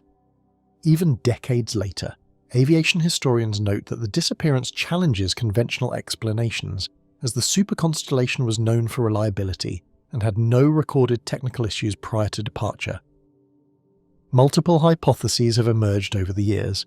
Among them is the suggestion that a sudden region-specific sandstorm at night, unseen by instruments, may have disrupted the aircraft. Others speculated that a catastrophic failure in one of the engines could have caused a chain reaction leading to a mid-air breakup. However, investigators quickly pointed out that pilots like Captain Duval were highly trained to handle such emergencies, and the aircraft was designed to fly safely even if multiple engines failed. The complete lack of debris, combined with the absence of distress signals, ruled out many of these theories. Another theory involved interference from military activity.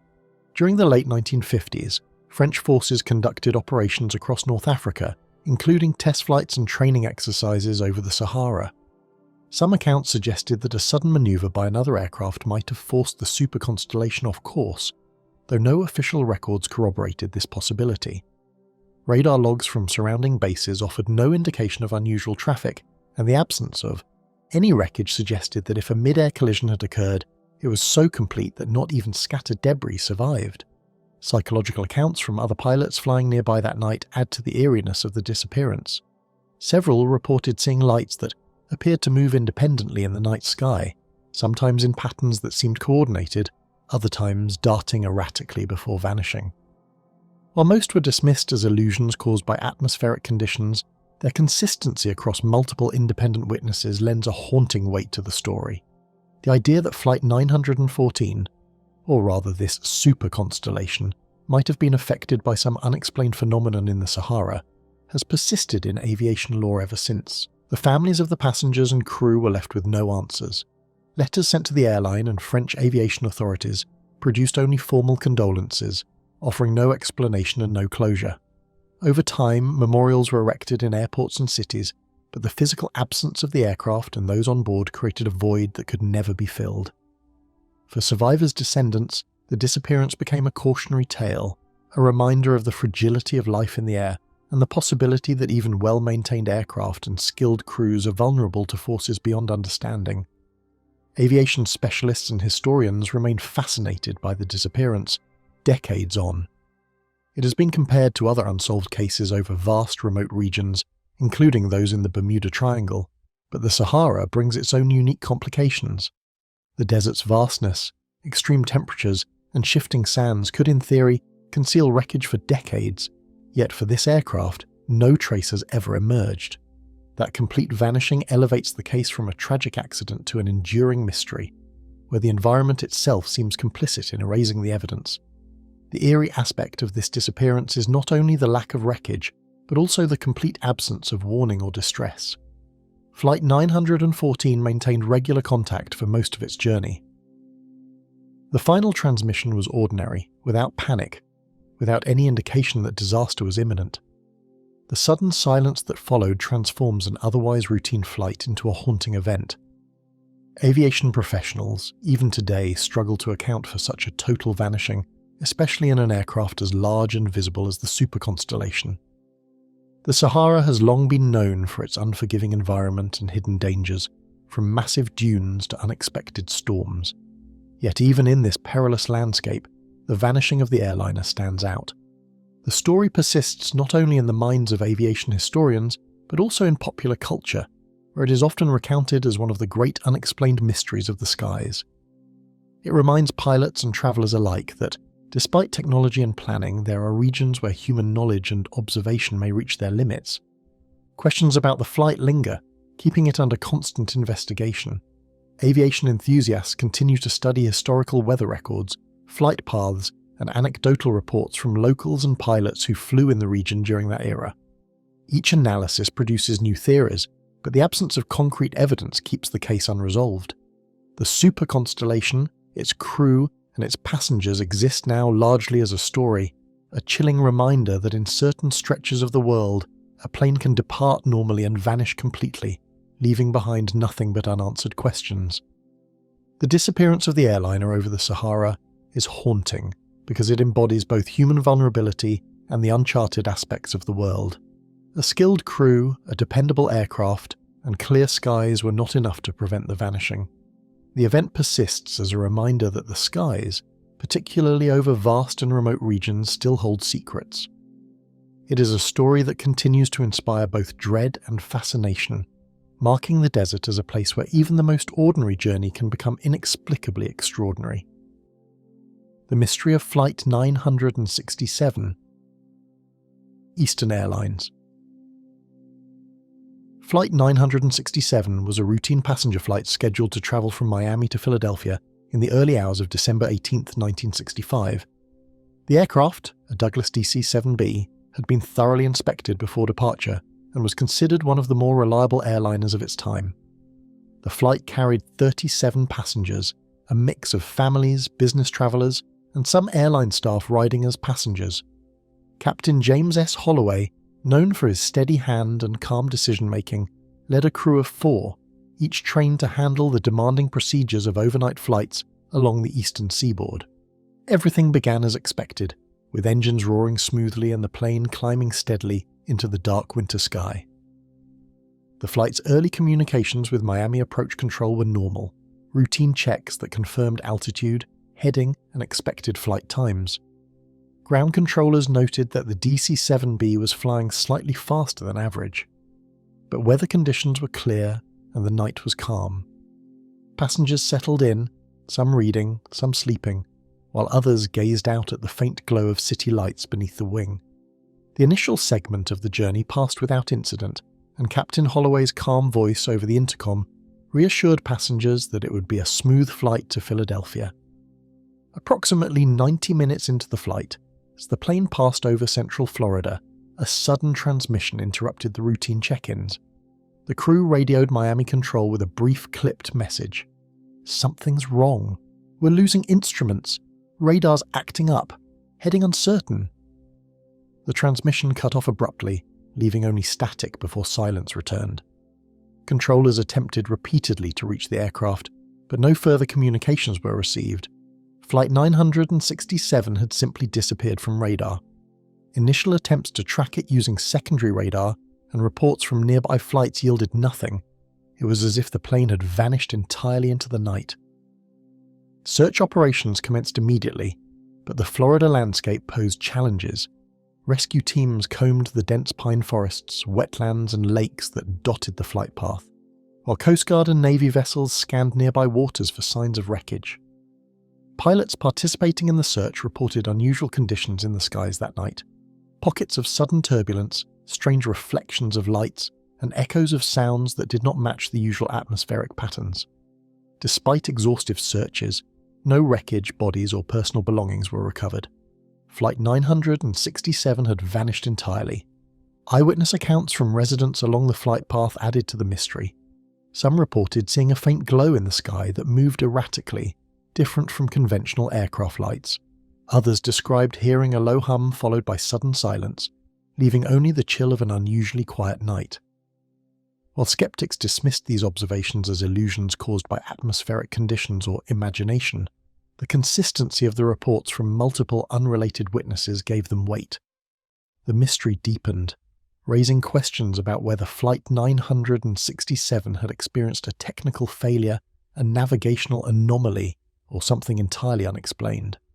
Known for its dependability, the plane had clean maintenance records with no reported issues prior to leaving. Crew reports indicated all systems were functioning normally until the abrupt transmission. Pilots and engineers speculated that a sudden electrical failure or instrument malfunction might have contributed, but even partial failures rarely result in a complete disappearance. In addition, other aircraft in the vicinity reported nothing unusual. No lights, no objects, nothing to suggest a collision or interference. It was as if the plane had been erased from both radar and sight. Later analyses by certain experts suggested that unusual atmospheric events might have played a role in Flight 967's disappearance.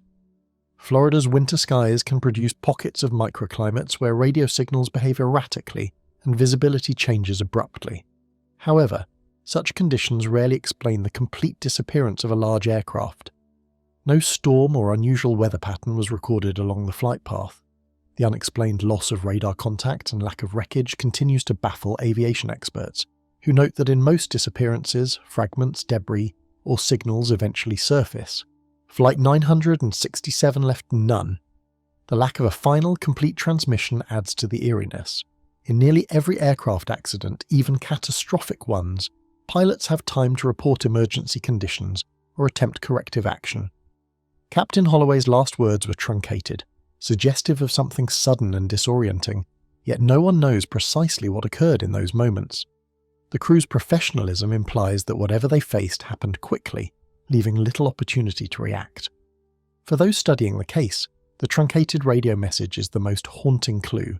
It confirms the crew sensed a problem but offers no explanation, no context, and no closure. Many explanations have been proposed for Flight 967's disappearance, spanning from mechanical and pilot errors to speculative theories about strange atmospheric phenomena or experimental aircraft involvement. Some propose that the DC-7B entered a temporary pocket where navigation instruments failed completely, a brief corridor of abnormal electromagnetic activity that caused the aircraft to drift off course before vanishing. Others suggest more unusual explanations, though none can be substantiated. The total absence of wreckage or debris makes the flight unique among mid-20th century aviation disappearances, marking it as one of the most perplexing in US history. The relatives of everyone on board were left wondering what had happened. Airlines and authorities provided formal condolences, yet the absence of wreckage or recovered bodies created a void that could never be filled. Generations have grown up hearing the story as both tragedy and mystery.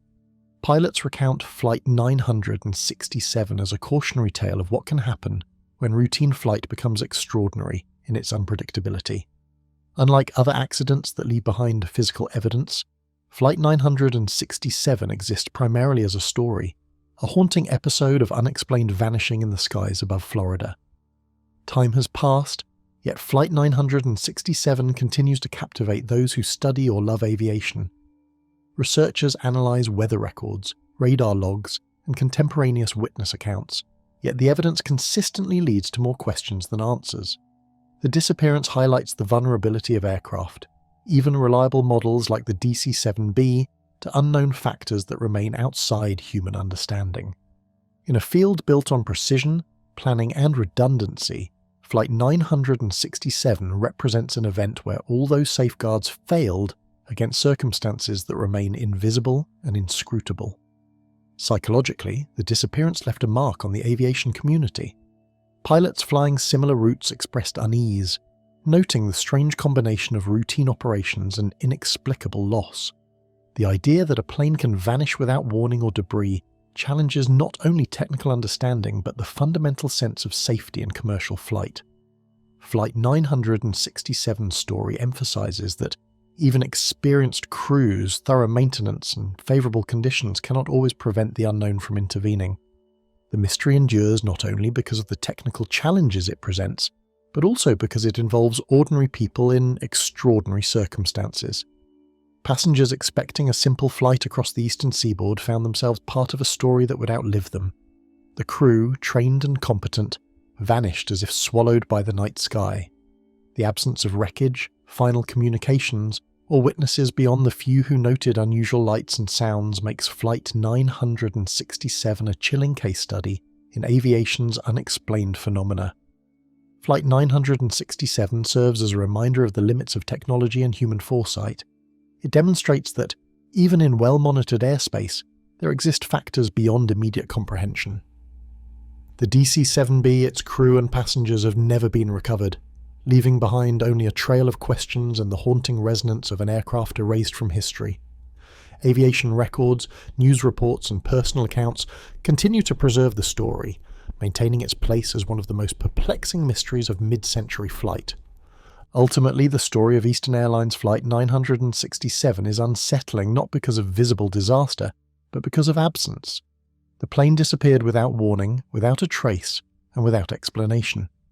Investigators can outline what the aircraft should have done, what the crew should have experienced, and what ground control should have seen, but the reality remains that none of it occurred in a way that left evidence. Flight 967's vanishing is an enduring reminder that the skies, though mapped, controlled, and monitored, can still harbour moments of complete and inexplicable disappearance. The phantom lights that baffled Eastern Airlines. In the late hours of August 14, 1963, Eastern Airlines Flight 304 was en route from New York to Atlanta when the crew began reporting unusual lights in the distance. The aircraft was a Douglas DC-7, cruising steadily at 20,000 feet, carrying 32 passengers and a 6-member crew. Captain Thomas Harlan, an experienced pilot with over 15 years of flying long-haul routes, noticed the first anomaly around 11:37 p.m. Through the cockpit window, he observed a cluster of bright, flickering lights moving erratically, unlike any aircraft he had ever seen. At first, he assumed it might be reflections from lightning or distant ground sources, but the consistency and motion of the lights soon dispelled that notion. The co-pilot, Lieutenant Richard Lowe, also noticed the lights and reported them on the radio to Atlanta Approach Control. Controllers responded that there were no other flights scheduled in the area and no known sources of aerial illumination. The lights moved with uncanny precision, changing speed and direction in ways conventional aircraft could not replicate. Harlan adjusted altitude and course to maintain a safe distance, but the lights seemed to mirror the aircraft's movements, staying within a visible range. Passengers noticed the unusual glow, some pressing their faces to the cabin windows in awe, while others murmured in confusion. The first reports of the lights described them as bright white, almost blinding at times, and occasionally splitting into smaller points before coalescing again. Radar operators attempted to locate the source, but the signals were faint and erratic. At times, the lights appeared on radar as clusters, and at others, they disappeared entirely. Harlan and Lower documented the anomalies in the cockpit log, noting that even on calm, clear nights, such phenomena were highly unusual. Attempts to communicate with other pilots in the vicinity revealed no sightings. Eastern Airlines Flight 304 seemed to be the only aircraft experiencing the phenomenon. As the DC-7 continued southward, the lights began to behave in ways that defied normal explanation. They would dart, accelerate to apparent speeds far exceeding the DC-7's capabilities, and then hover silently before moving in tight, coordinated patterns. The crew observed that the lights often formed geometric shapes, sometimes appearing in triangular formations, then stretching into linear patterns before fading entirely.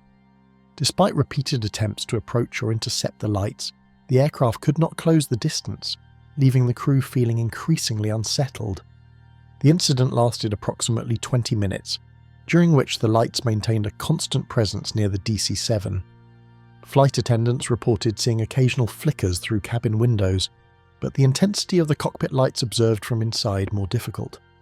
The crew relied on their instruments, noting no anomalies in altitude, airspeed, or heading caused by turbulence or other atmospheric conditions. It became clear that the lights were not conventional aircraft, weather balloons, or celestial bodies. The sheer unpredictability of their movement created an eerie sensation that lingered in the cockpit long after the lights disappeared from view. Flight 304 landed in Atlanta without further incident, but the mystery did not end there. The crew submitted detailed reports to Eastern Airlines Operations Department, including sketches of the light patterns and precise timestamps. Investigators analysed radar data, weather reports, and air traffic records, but found no conventional explanation. No other aircraft or ground-based source could account for the phenomenon, and atmospheric conditions were unremarkable for that summer night. The persistence of the lights, their erratic movement, and the precision of their coordination continued to baffle both pilots and experts. Over the following weeks, news of the sighting spread among airline communities, prompting pilots on other Eastern Airlines flights to be vigilant for similar occurrences. Several reported minor anomalies, though none matched the dramatic and prolonged event experienced by Flight 304. Radar specialists revisited historical logs, trying to correlate sightings with other flights or unusual activity in the area. Despite extensive effort, the data offered no satisfactory explanation, leaving the original event as a standalone mystery. The psychological impact on Captain Harlan and his crew was significant. Harlan, known for his composure under pressure, described a sense of unease during and after the sighting. He later recounted how the lights seemed almost intelligent, responding to the aircraft's movements and remaining visible despite attempts to alter course or altitude. Co-pilot Lowe shared similar observations, noting that the lights exhibited behaviour inconsistent with known physics and aviation principles. Both men agreed that it was one of the most unusual experiences of their careers, and the incident became a topic of private discussion among other Eastern Airlines crews. Some theorists suggested the lights could have been experimental military aircraft, possibly testing new navigation systems or unconventional flight maneuvers. However, Eastern Airlines and US Air Force records from that period do not support this hypothesis. No test flights or classified operations were reported in the skies over Georgia that night.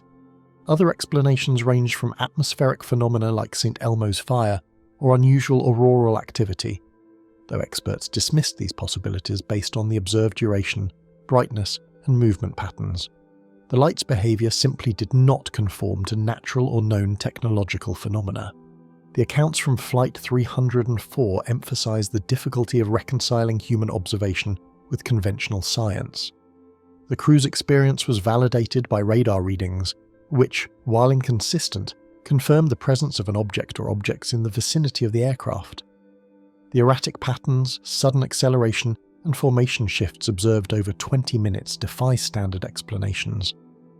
Even decades later, this event is cited in aviation journals and UFO research circles as one of the more credible and thoroughly documented incidents involving unidentified aerial phenomena affecting a commercial flight. In addition to technical and radar data, witness statements from passengers add an unsettling dimension.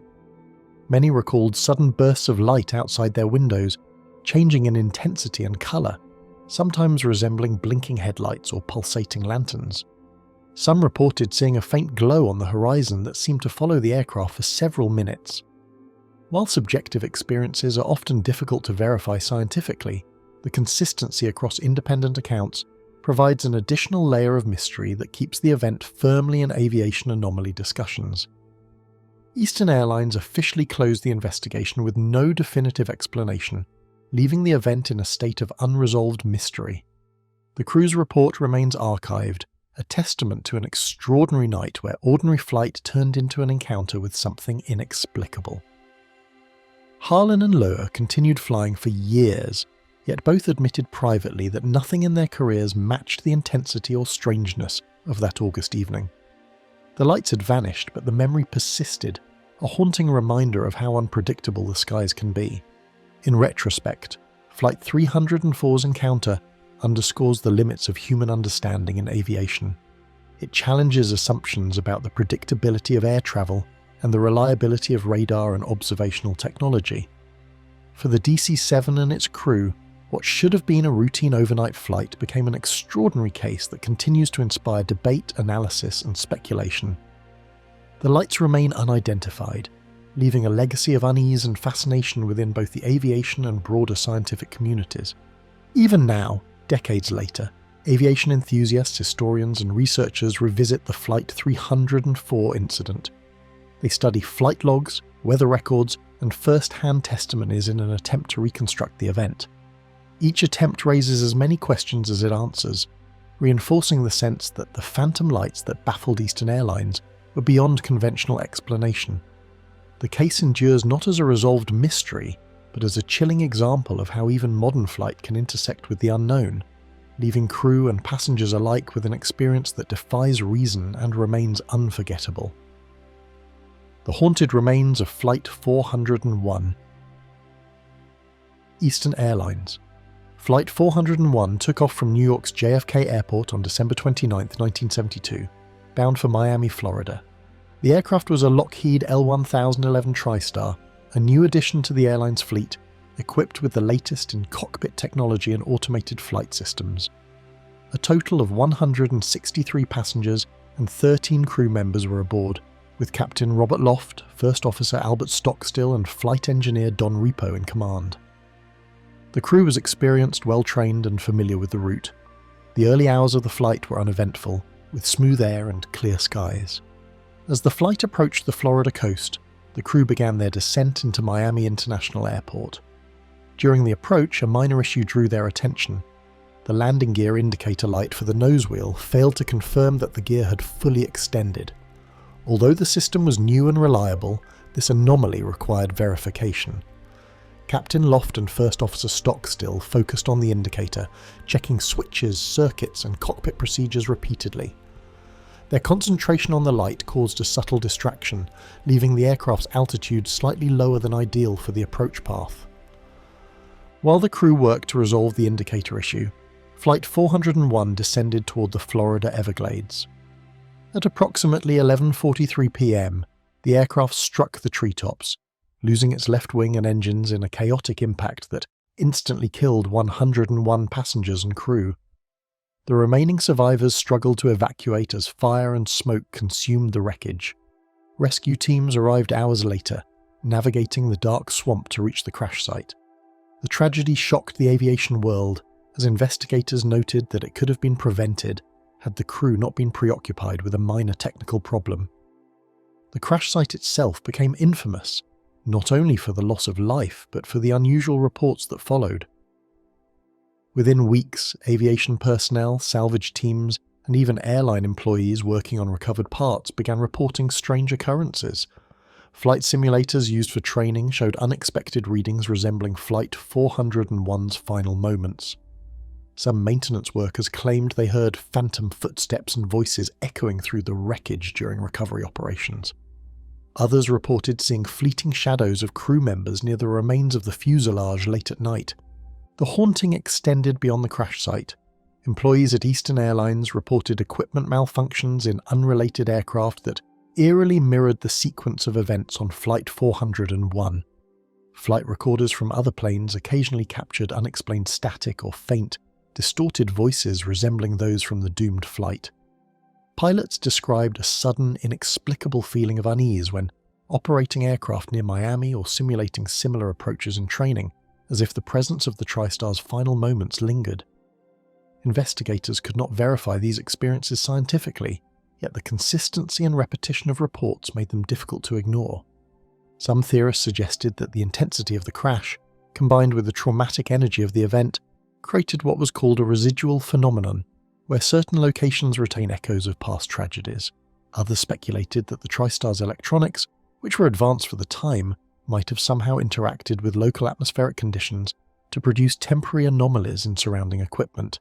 Hearing voices, seeing shadows, and feeling sudden chills suggested something far more elusive than a mechanical error or atmospheric quirk. What stood out most was the deeply human element of the haunting.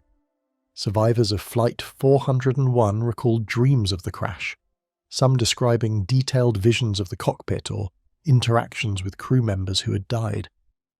Airlines counselling teams documented heightened anxiety among personnel assigned to aircraft with similar systems or flight patterns. Even seasoned veterans admitted feeling an inexplicable pressure when reviewing materials related to Flight 401, a mixture of sorrow and unease that lingered long after the event. These psychological echoes contributed to the legend of the haunted remains. Recovery crews documented unusual behavior in the wreckage itself. Instruments powered up spontaneously when salvage components were connected in workshops. Certain switches moved as though guided by invisible hands. Engineers and technicians tested multiple explanations, from residual battery charges to environmental factors, but the anomalies persisted in patterns reminiscent of the final moments of the flight. This led some to theorize that the flight's final sequence had left a technical imprint on the aircraft's electronics, an unexplainable remnant of the crash embedded within the very metal and wiring of the TriStar.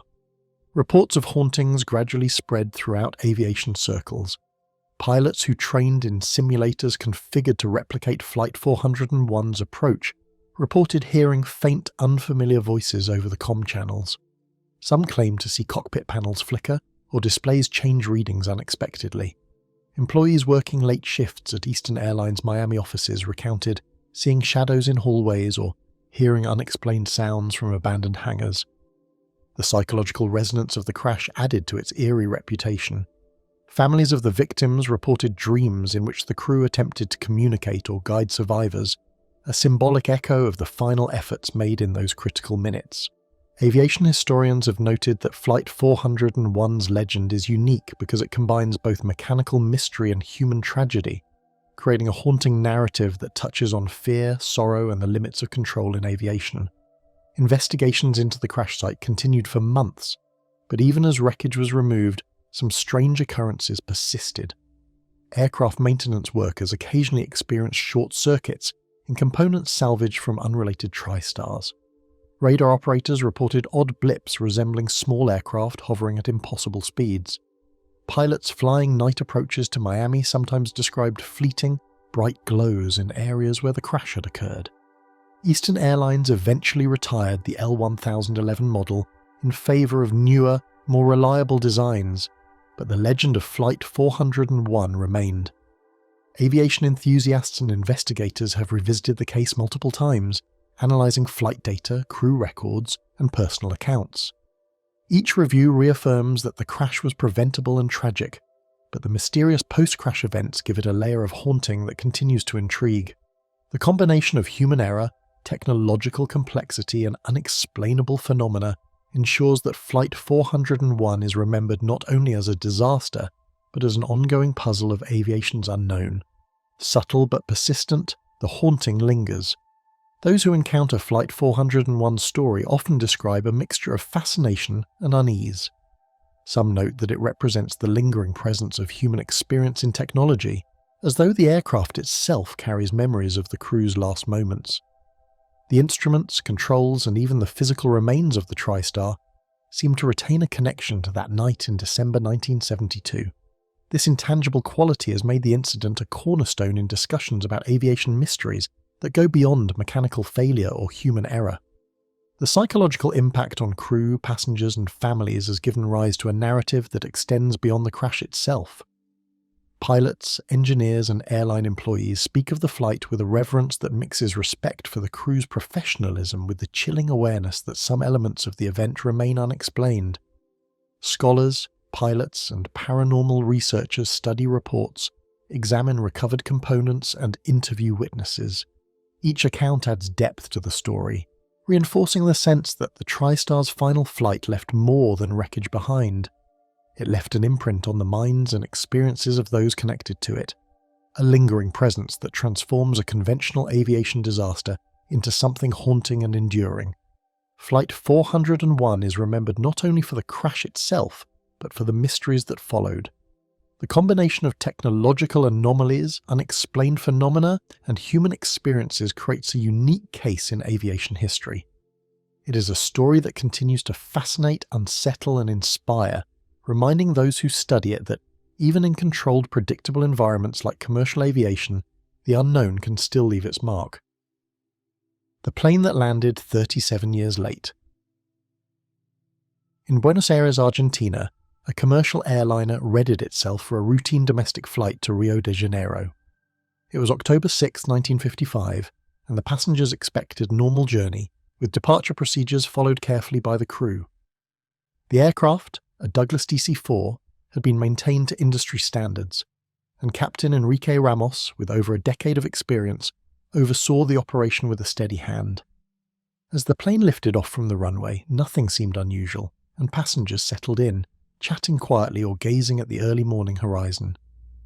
The first hours of the flight passed without incident. Radio communications with air traffic control were routine, and the aircraft climbed to cruising altitude, following the planned route along the Atlantic coast. The sky was clear and navigation instruments indicated normal readings. Captain Ramos occasionally checked the altimeter and compass, noting no deviations. However, somewhere over the open ocean, the aircraft suddenly disappeared from radar. Ground control attempted repeated calls, but no response came from the flight crew. Despite several hours of fruitless attempts, the plane was officially declared missing. For decades, Flight 914 was considered one of aviation's enduring mysteries.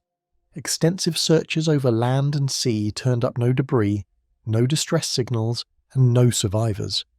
The case was filed among other unsolved disappearances, a cautionary tale whispered among pilots and investigators. Families of the passengers and crew waited in vain, holding on to hope for news that never arrived. Airlines speculated on possible mechanical failures, navigational errors, or sudden storms, yet none of these explanations satisfied the gaps in the record. The plane had vanished completely, leaving only empty runways and unanswered questions. Then, in the spring of 1992, a routine monitoring session at a small airport near Caracas, Venezuela, produced a shock. Radar operators detected an aircraft approaching that did not match any scheduled flight. The DC-4, unmistakably an outdated model from the 1950s, descended toward the runway, perfectly intact. Local authorities were notified, and emergency crews scrambled, expecting a potential crash. The airliner touched down smoothly, engines humming, and came to a stop on the tarmac. But when ground personnel approached the plane, they found something impossible. The cabin was empty. No passengers, no crew, no luggage. Every seat was unoccupied, yet the interior was in pristine condition, as if the aircraft had been freshly prepared for a flight. The plane's registration matched the missing Flight 914, a detail verified by airline archives and maintenance records. Investigators were stunned. Documents from the 1955 flight confirmed the passengers, crew, and departure time, yet the aircraft that landed in 1992 contained none of the people listed. Communication equipment, navigation instruments, and fuel levels were consistent with a normal flight, but no explanation existed for how the plane had travelled decades without any human presence. Experts in aviation mechanics and navigation examined the DC-4, finding nothing out of place mechanically. There was no sign of tampering, wear beyond normal use, or anomalies that could explain the disappearance. Local and international media descended on the airport, broadcasting images of the empty plane to a captivated audience. The story quickly became legendary, attracting researchers, pilots, and skeptics alike. Some suggested extraordinary explanations: time displacement, spontaneous dimensional travel, or anomalies in space-time affecting the aircraft's trajectory. Others proposed more conventional ideas, such as navigational error or secret military testing, but none accounted for the total disappearance and reappearance decades later. The aviation community struggled to reconcile the evidence with the laws of physics, as a plane capable of such a journey should have shown wear, consumed fuel, or left some trace along the route. Interviews with airline officials, former air traffic controllers, and surviving relatives of the original passengers highlighted the human dimension of the mystery. Families recounted the day of the disappearance with vivid detail, recalling conversations, tickets, and plans that were never fulfilled. Historians confirmed that Flight 914 had left Buenos Aires as scheduled, yet no records showed any sign of it until 1992. Air traffic data, newspaper archives, and international communications logs provided no clues about the plane's journey during the intervening 37 years. Despite repeated investigations, Flight 914's reappearance remains unsolved. The empty cabin, intact interior, and fully functioning systems defy conventional understanding. Experts in aeronautics, aviation history, and physics have studied the case extensively, yet each inquiry raises new questions. How could a plane traverse decades without passengers, fuel consumption, or mechanical failure? Why did it reappear intact and on a functional flight path to a familiar airport? And most haunting of all, where were the passengers and crew? The case of Flight 914 continues to captivate both aviation enthusiasts and the general public. It illustrates how, even in the era of rigorous navigation and strict flight monitoring, mysteries can emerge that defy both logic and experience. The empty airliner on the Caracas tarmac remains a symbol of the unknown in aviation history, a tangible reminder that the skies may conceal events beyond comprehension. Researchers continue to debate the implications, studying flight logs, radar patterns and historical accounts, yet no explanation has gained consensus. At its core, the story of the plane arriving 37 years late is not merely a technical puzzle, but a narrative that questions our grasp of time and reality. Every detail, from the pristine condition of the aircraft to the absence of life aboard, reinforces the eeriness of the event. Flight 914 exists in aviation lore as an enduring mystery, one that inspires awe, fear, and endless speculation.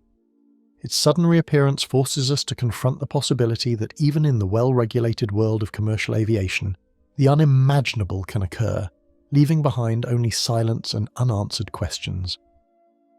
The Air Force Phantom that flew without a pilot. In the early hours of March 16, 1952, a US Air Force F-89 Scorpion prepared for a routine patrol mission out of the Kinross Air Force Base in Michigan. The aircraft was fully fueled, armed, and checked thoroughly by ground crews. Lieutenant George Reynolds, a skilled pilot with several years of experience, completed the pre-flight inspection and confirmed that all systems were operational. The weather was clear, visibility excellent, and radar sweeps indicated no unusual activity in the surrounding airspace. The Scorpion lifted off smoothly, heading north into the pre-dawn sky. Shortly after takeoff, Reynolds reported via radio that the aircraft was stable, climbing to the assigned altitude of 15,000 feet. Ground control acknowledged the transmission, noting that the mission was proceeding according to plan. Reynolds had flown this route many times before, a patrol designed to intercept any unidentified aircraft or test radar responsiveness in the remote northern sectors. He maintained a steady course, carefully monitoring instruments while scanning the horizon for anomalies. Minutes into the flight, something unusual occurred. Reynolds radioed that the autopilot system engaged for the climb seemed to respond erratically. The aircraft made small, unexpected yawing movements, but he quickly corrected them, assuming a minor mechanical glitch. However, moments later, the plane veered sharply without input from the controls. Reynolds struggled to regain stability, reporting the anomaly to base. But before he could analyze the situation further, the radio went silent. Kinross controllers attempted repeated communications, but no response came from the pilot. When the Scorpion failed to return as scheduled, an alert was issued. Search and rescue teams scanned the surrounding area with no sign of the aircraft. Radar sweeps initially showed a faint blip moving independently of any known flight plan. Then, hours later, base personnel were stunned to see the F-89 return to the airfield alone. It descended smoothly, aligning perfectly with the runway, and landed without any apparent human control.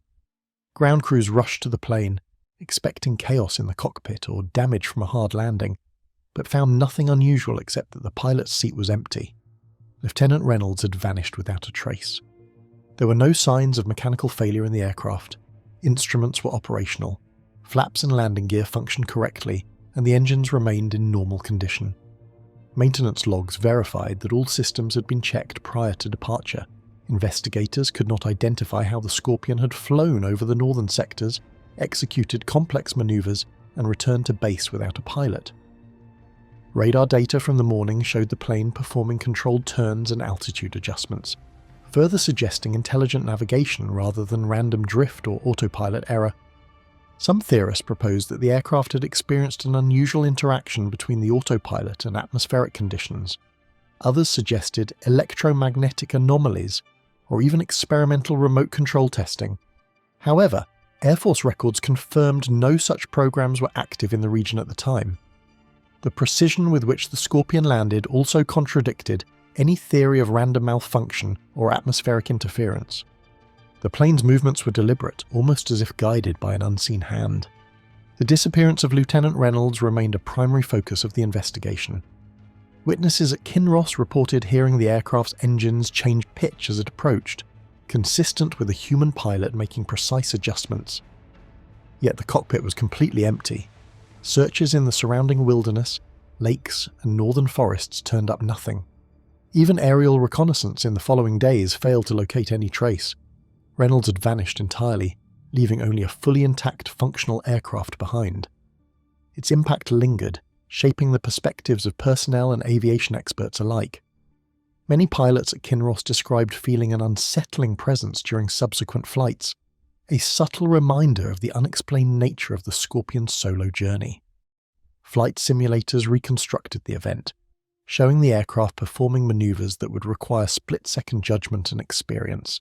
Yet no human pilot had been at the controls. The Air Force officially documented the case but could not explain an unsolved anomaly in aviation history. While similar occurrences have been reported elsewhere, none have approached the exactness and eerie circumstances of the Kinross case. The concept of an aircraft operating independently, navigating complex airspace and landing flawlessly challenges the fundamental understanding of flight. Engineers, pilots, and military strategists have reviewed the case repeatedly, yet each analysis reinforces the mystery rather than resolving it. The F-89 Scorpion remains a symbol of unexplained phenomena in aviation. It demonstrates that even controlled, highly monitored flights can encounter events that defy logic and technology. The disappearance of Lieutenant Reynolds and the phantom flight of the aircraft raise questions about the limits of human control, the potential for unknown environmental factors, and the possibility of phenomena beyond conventional explanation.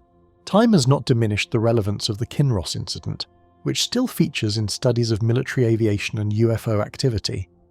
It serves as a haunting reminder that even highly trained pilots and advanced technology cannot always account for what may occur in the skies.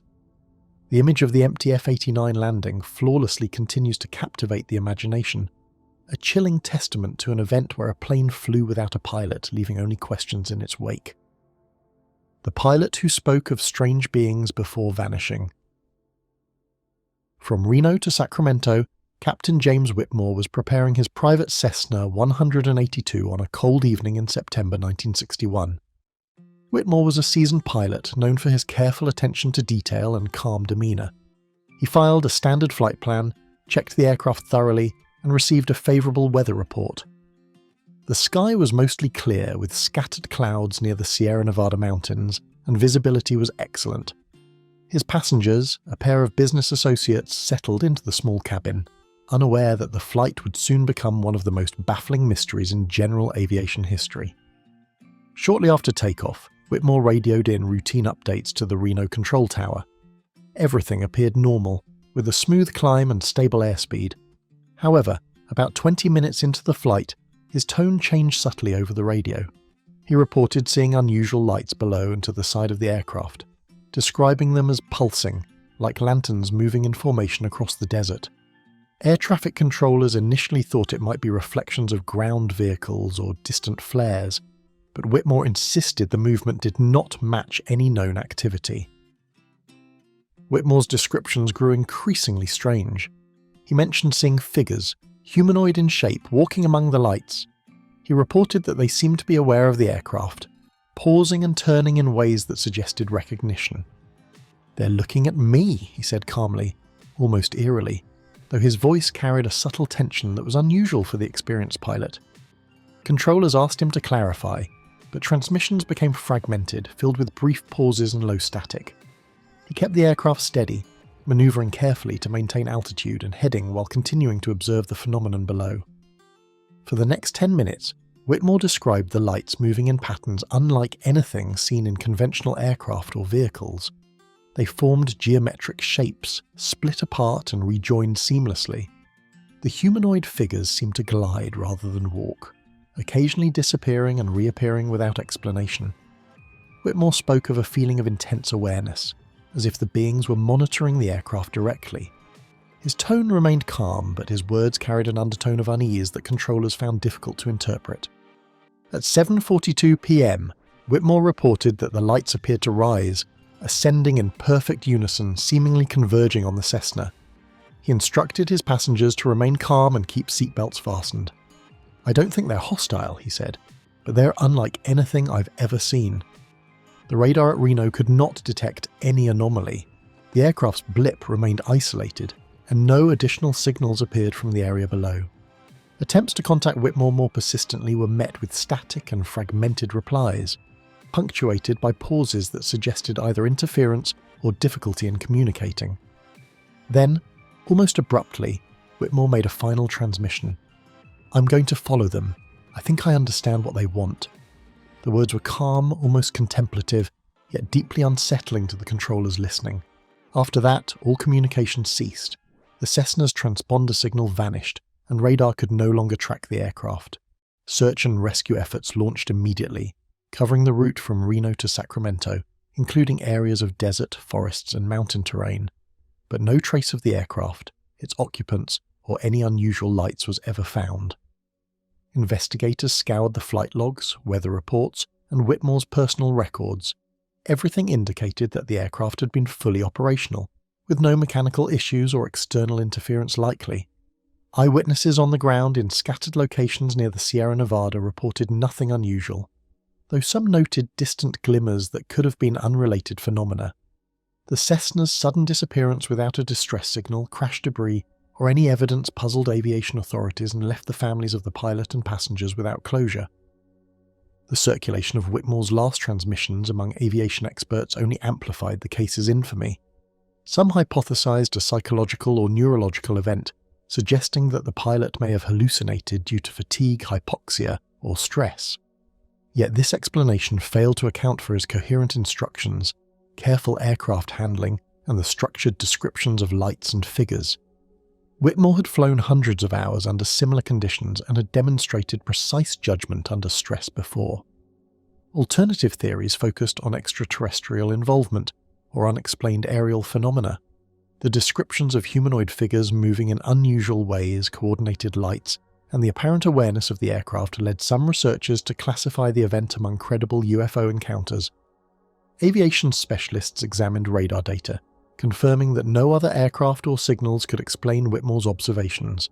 The mystery persists because every conventional explanation, from mechanical failure to human error, leaves critical questions unanswered. Interest in Captain James Whitmore's case endures among historians, paranormal researchers, and aviation fans. It is frequently cited in compilations of unexplained disappearances, with particular attention to the pilot's calm, precise communications leading up to the vanishing. The Cessna remains unlocated, and the fate of Whitmore and his passengers is unknown. What he saw, and whether it was terrestrial, extraterrestrial, or something entirely beyond human understanding, remains one of aviation's most haunting enigmas. The narrative captivates because it turns familiar aviation routines into a backdrop for something extraordinary. A skilled pilot flying a routine route encounters beings and lights that defy explanation, maintains composure while documenting the event, and disappears without a trace. The mystery is not only technical but deeply human, raising questions about perception, the unknown, and the limits of what can be encountered in flight. Whitmore's final words, measured yet ominous, leave a chilling reminder that even familiar skies can conceal events beyond comprehension, turning a simple flight into an enduring enigma. The Mystery of Flight, MH370. Departing Kuala Lumpur International Airport, Flight MH370 set course for Beijing, China, on the morning of March 8, 2014. The Boeing 777-200ER registration 9MMRO carried 239 people on board, including passengers from 14 countries and a crew of 12. Captain Zahari Ahmad Shah and First Officer Farik Abdul Hamed oversaw the flight. The aircraft taxied and took off without incident at 12:41 a.m. local time. Initial communications with air traffic control were routine, and the plane climbed smoothly into clear skies, following the established airway toward Vietnam. For the first hour, everything proceeded normally. Passengers and crew followed standard procedures, and the flight crew monitored instruments and navigation systems. Radar tracking showed the aircraft maintaining altitude and speed as expected. Then, about 40 minutes into the flight, communications with Vietnamese air traffic control suddenly ceased. flight MH370 vanished from radar without sending a distress signal. Initial reports assumed a technical malfunction or emergency landing, but subsequent investigations revealed something far more perplexing. Military radar later detected the plane deviating sharply from its flight path. MH370 turned west over the Malay Peninsula, crossing the Strait of Malacca and entering the Andaman Sea. Analysts noted that the aircraft remained in controlled flight, making coordinated turns and altitude adjustments that indicated deliberate piloting. Yet there were no transmissions from the cockpit, no emergency signals, and no contact from the crew. The flight appeared to continue with normal engine performance, leaving authorities scrambling to understand how such a modern, well-equipped aircraft could disappear without warning. Initially focused on the South China Sea, search operations quickly expanded to cover much of the Indian Ocean. Initial satellite data suggested the plane had flown south for thousands of kilometers over open water. Despite extensive searches covering millions of square kilometers, no definitive wreckage was found in the early months. Debris later washed ashore in the western Indian Ocean, including parts of a wing flaperon. But these fragments offered only limited information. Investigators could not determine why the aircraft had deviated from its planned course, or what had happened inside the cockpit. The eerie quiet from the aircraft was one of the most disturbing aspects of the MH370 mystery. Modern planes carry multiple communication systems, including transponders, ASARs and emergency beacons, yet none sent a signal indicating distress.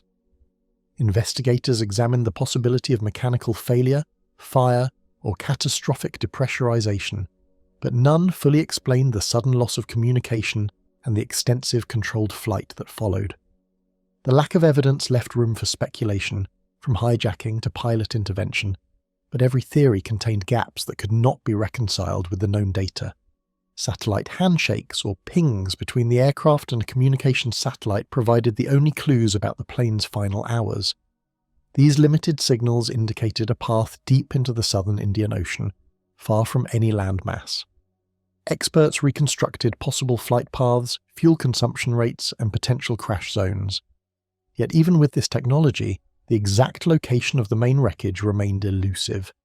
Ocean currents and vast search areas complicated recovery, and the extreme depth of the Indian Ocean prevented conventional exploration methods from yielding definitive results. Prolonged uncertainty gripped the families of everyone on board. Governments, airlines, and investigators provided updates, but could offer little closure.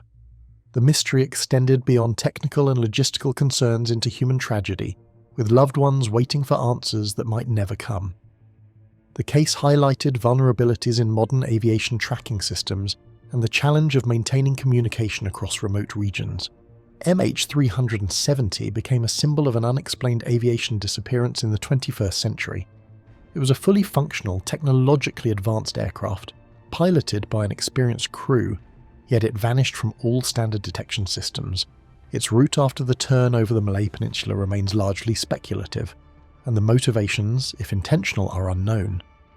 Debris analysis provided evidence of impact with the ocean, but no indication of what occurred inside the aircraft or cockpit. Every recovered fragment only deepened the mystery, pointing to an ending shrouded in uncertainty. Across fields and communities, the case still fascinates aviation specialists, historians, and curious minds. It challenges assumptions about flight safety, navigation reliability, and human behavior in aviation emergencies. Even with decades of advancements in tracking and communication, MH370 demonstrates that the skies can still conceal events that defy understanding. The vanishing of the plane, the silence of its systems, and the partial recovery of debris make it one of the most enduring mysteries in modern flight history. In the minds of investigators and the public, flight MH370 continues to linger as a chilling mystery. The combination of technology, human expertise, and vast unexplored oceans created circumstances in which a fully equipped aircraft could disappear without a trace. Investigators and researchers continue to study the case, hoping for new evidence, yet the absence of definitive answers leaves the story suspended in uncertainty. For families, aviators, and observers alike, MH370 is a chilling reminder that even in an era of advanced aviation, the unknown can strike suddenly, leaving only questions and haunting possibilities behind. The tragedy of BSAA Star Tiger. The runway lights of Lisbon stretched into the distance as Star Tiger's Tudor 4 prepared for takeoff on January 30th, 1948. Passengers settled into their seats, some dozing, others quietly talking, unaware that their journey across the Atlantic would end in mystery. Captain James Hill, calm and meticulous, ran through his pre-flight checks, while the co-pilot confirmed instruments and navigation systems. Engines hummed steadily, lifting the aircraft into a clear but cold night sky as the plane began its transatlantic path toward Bermuda. By the time the plane reached cruising altitude, the cabin was quiet. Flight attendants ensured seatbelts were fastened and passengers were comfortable. Outside, scattered clouds drifted across the Atlantic, and moonlight glimmered faintly on the waves below. Communications with ground control were routine, with the last recorded position transmitted at 2:17 a.m. Then, without warning, Star Tiger vanished from the radar screens. Controllers noted a sudden silence where once there had been steady reports, and the sense of normalcy abruptly shattered. Immediate action was taken to locate the aircraft, though the operation faced enormous difficulties. Naval and air units scanned the vast Atlantic, coordinating over countless square miles of water and islands. Waves shifted debris quickly, leaving nothing for patrols to find. Weather conditions worsened during the search, with turbulent swells and unpredictable currents masking potential evidence. Every hour without contact intensified the worry of families and officials alike, while investigators scrambled to reconstruct the plane's path with limited data. Maintenance logs were examined closely. The Tudor 4 had passed all inspections and had no reported mechanical faults. Captain Hill's extensive experience made pilot error unlikely. The aircraft had departed in good weather and was operating normally when it disappeared. These facts only deepened the mystery. A fully functioning plane, piloted by a seasoned crew, simply ceased to exist over open ocean. As news spread, speculation took hold. Some theorized sudden structural failure or turbulence strong enough to pull the aircraft into the sea. Others considered navigational miscalculations or radio interference. Yet none of these explanations could account for the complete absence of wreckage or distress signals. Radar coverage was limited in 1948, leaving vast stretches of the Atlantic unmonitored. Every conventional theory left gaps that could not be reconciled with the disappearance. The human dimension added to the tragedy. Families of the passengers waited in limbo, clinging to hope despite the silence. Airlines coordinated with investigators to provide updates, but few concrete answers emerged.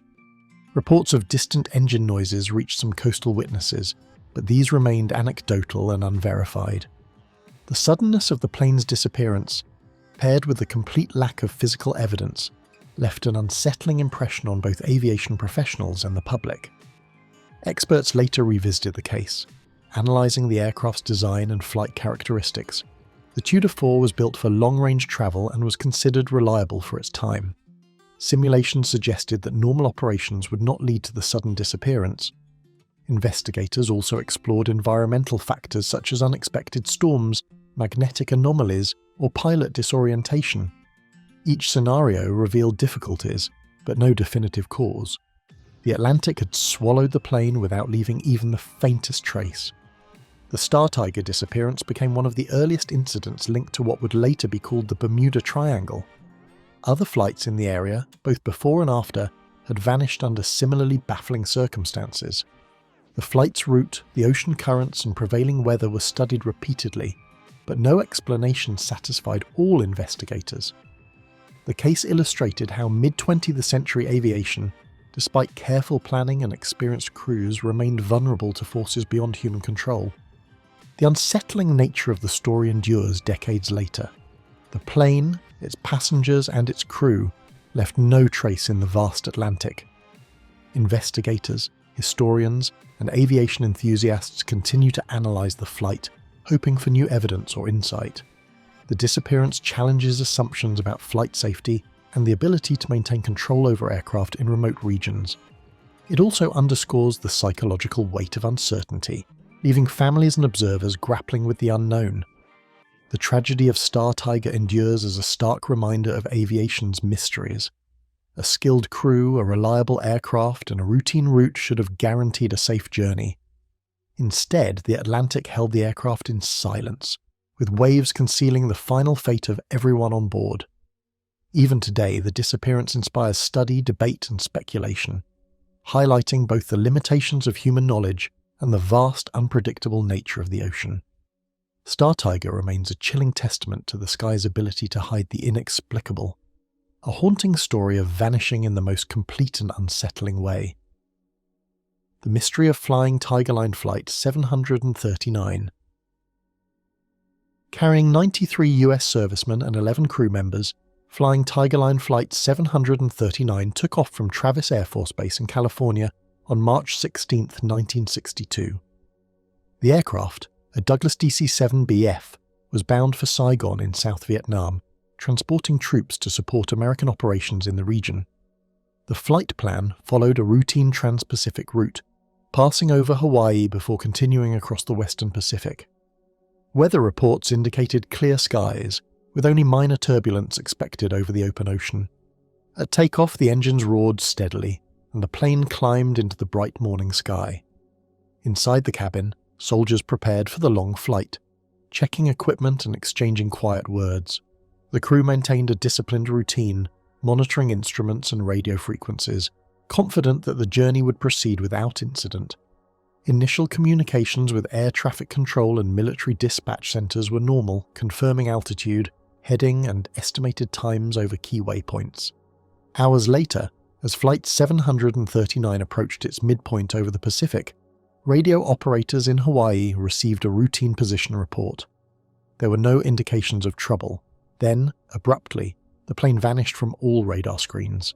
Attempts to contact the crew yielded only silence.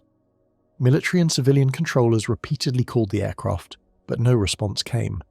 The DC-7BF had simply disappeared into the vast Pacific, leaving only empty airwaves behind. From the outset, search and rescue operations were both rapid and comprehensive. Ships and aircraft scoured thousands of square miles in the Pacific, coordinating across a vast, unforgiving ocean. Currents and deep waters complicated recovery efforts. Despite days of exhaustive searching, no wreckage, bodies, or personal effects were found. The aircraft and all 104 people on board seemed to have vanished entirely, leaving a baffling void for investigators and families alike. Weather reports, aircraft maintenance records, and flight logs were all examined by investigators. The Douglas DC-7BF had been fully inspected prior to departure, with no reported mechanical issues. Captain Victor Wallace, a highly experienced pilot, had flown similar missions across the Pacific before. Crew training records were flawless, and operational procedures were standard. Yet the plane's disappearance offered no clues about what might have gone wrong. No distress signal, no indication of malfunction, and no reports of unusual weather conditions accompanied the vanishing. Theories quickly emerged to explain the loss. Some suggested catastrophic mechanical failure or structural collapse mid-flight, and others proposed navigational errors, fuel miscalculations, or severe turbulence. More speculative ideas included sabotage, hostile activity, or electromagnetic anomalies affecting instruments. Each theory encountered significant obstacles: the crew's experience and preparation, the plane's excellent maintenance record, and the absence of any wreckage made definitive conclusions impossible. The human cost added an emotional weight to the mystery.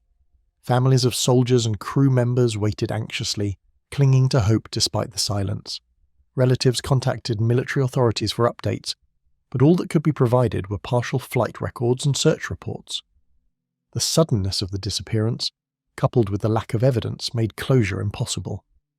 Each passing day reinforced the chilling reality. The aircraft had been swallowed by the Pacific without leaving a trace. Even after so many years, Flight 739 stands as one of the most puzzling transoceanic disappearances. Its connection to the military increased public interest as researchers and historians sought to understand how a modern, fully operational aircraft with trained personnel could vanish so completely. Oceanographic and meteorological studies have offered limited insights, but the exact cause of the loss remains unknown. The flight stands as a stark reminder of how the Pacific's vastness can conceal events that defy explanation. Radar technology and communication systems at the time were less advanced than today, leaving gaps in tracking over remote stretches of ocean. The absence of distress signals suggests the aircraft encountered a sudden catastrophic event, or possibly something entirely unexplained. Investigators analysed all available evidence, including search patterns, flight records, and eyewitness accounts of debris sightings, but nothing led to a definitive conclusion. The mystery has persisted, haunting both the aviation community and the families of those lost. Flight 739's story highlights the unpredictability of long-range flights over remote waters. Even with thorough planning, an experienced crew, and a reliable aircraft, the vast Pacific remained beyond immediate rescue or monitoring capabilities.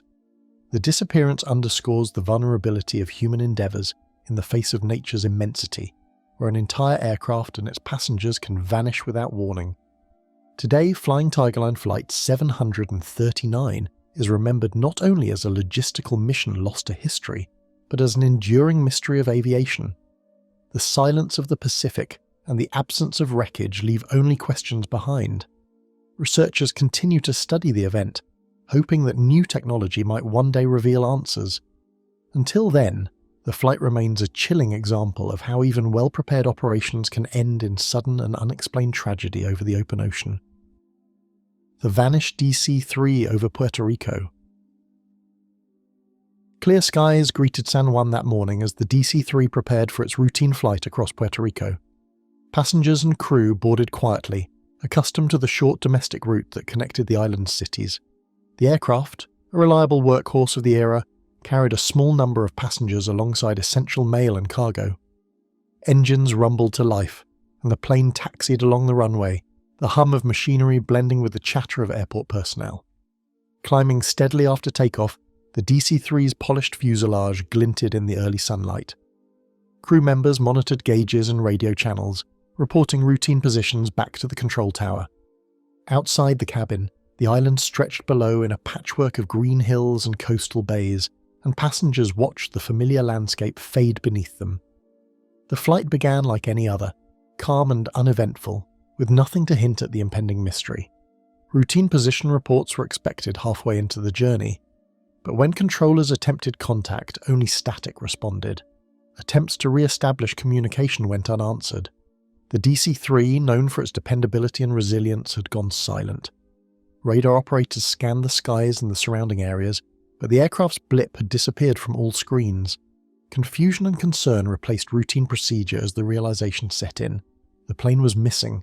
Immediate search operations were launched, with naval patrols and local aircraft dispatched to the last reported location.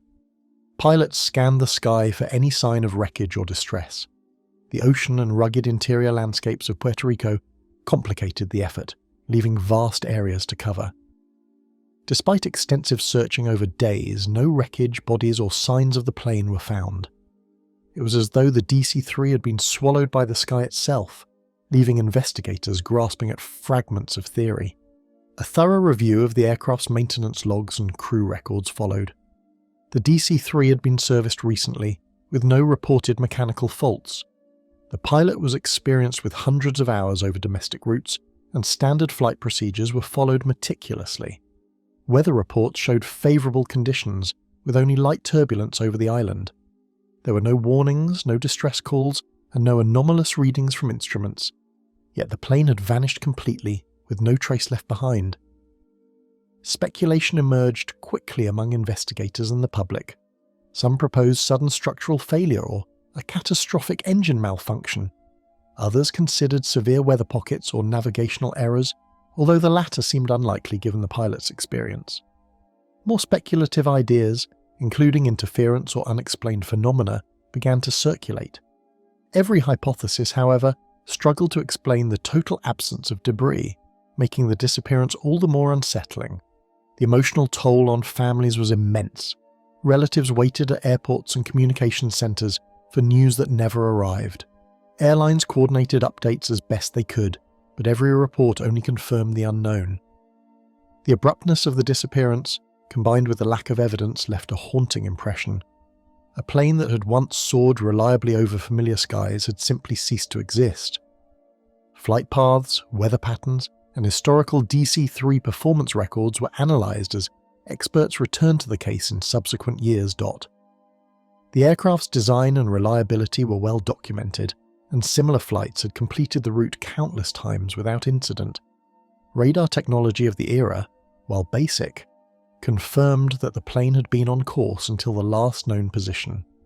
Still, no material evidence surfaced to illuminate the final moments of the flight. What began as a single missing aircraft evolved into a regional aviation mystery, highlighting both the challenges of flying over isolated areas and the constraints of aviation monitoring in the mid-1900s.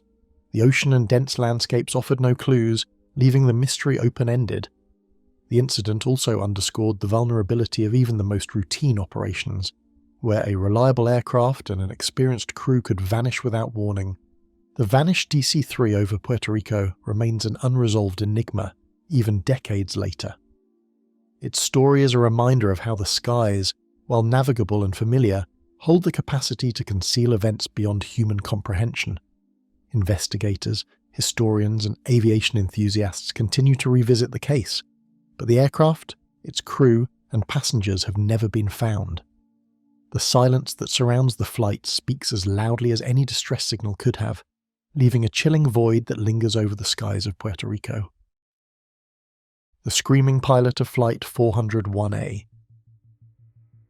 The cockpit was tense as Flight 401A ascended into the evening sky, engines humming steadily against the backdrop of fading sunlight. Passengers settled into their seats, some reading quietly, others watching the clouds drift past the windows. The crew performed routine checks, confirming instruments and monitoring the flight path. Everything seemed normal for the short domestic route until a sudden, chilling disruption shattered the calm. Control towers received the first alarming signals when the pilot's voice crackled over the radio, distorted and frantic. Reports described an unusual scream, one that sent shivers through the operators on the ground. It was not a distress call in the usual sense, but a raw, desperate cry that hinted at confusion or terror inside the cockpit. Attempts to respond were met with garbled transmissions and then silence. The aircraft's position held steady briefly on radar, before disappearing entirely from monitoring screens. Naval units and aircraft were dispatched without delay as search teams mobilized to the last known coordinates. The surrounding area consisted of rugged terrain and stretches of coastline, complicating efforts to locate wreckage or survivors. Days of scanning yielded nothing. No fragments, no personal items, no trace of the plane or its occupants were recovered. Every theory proposed by investigators faced the same obstacle.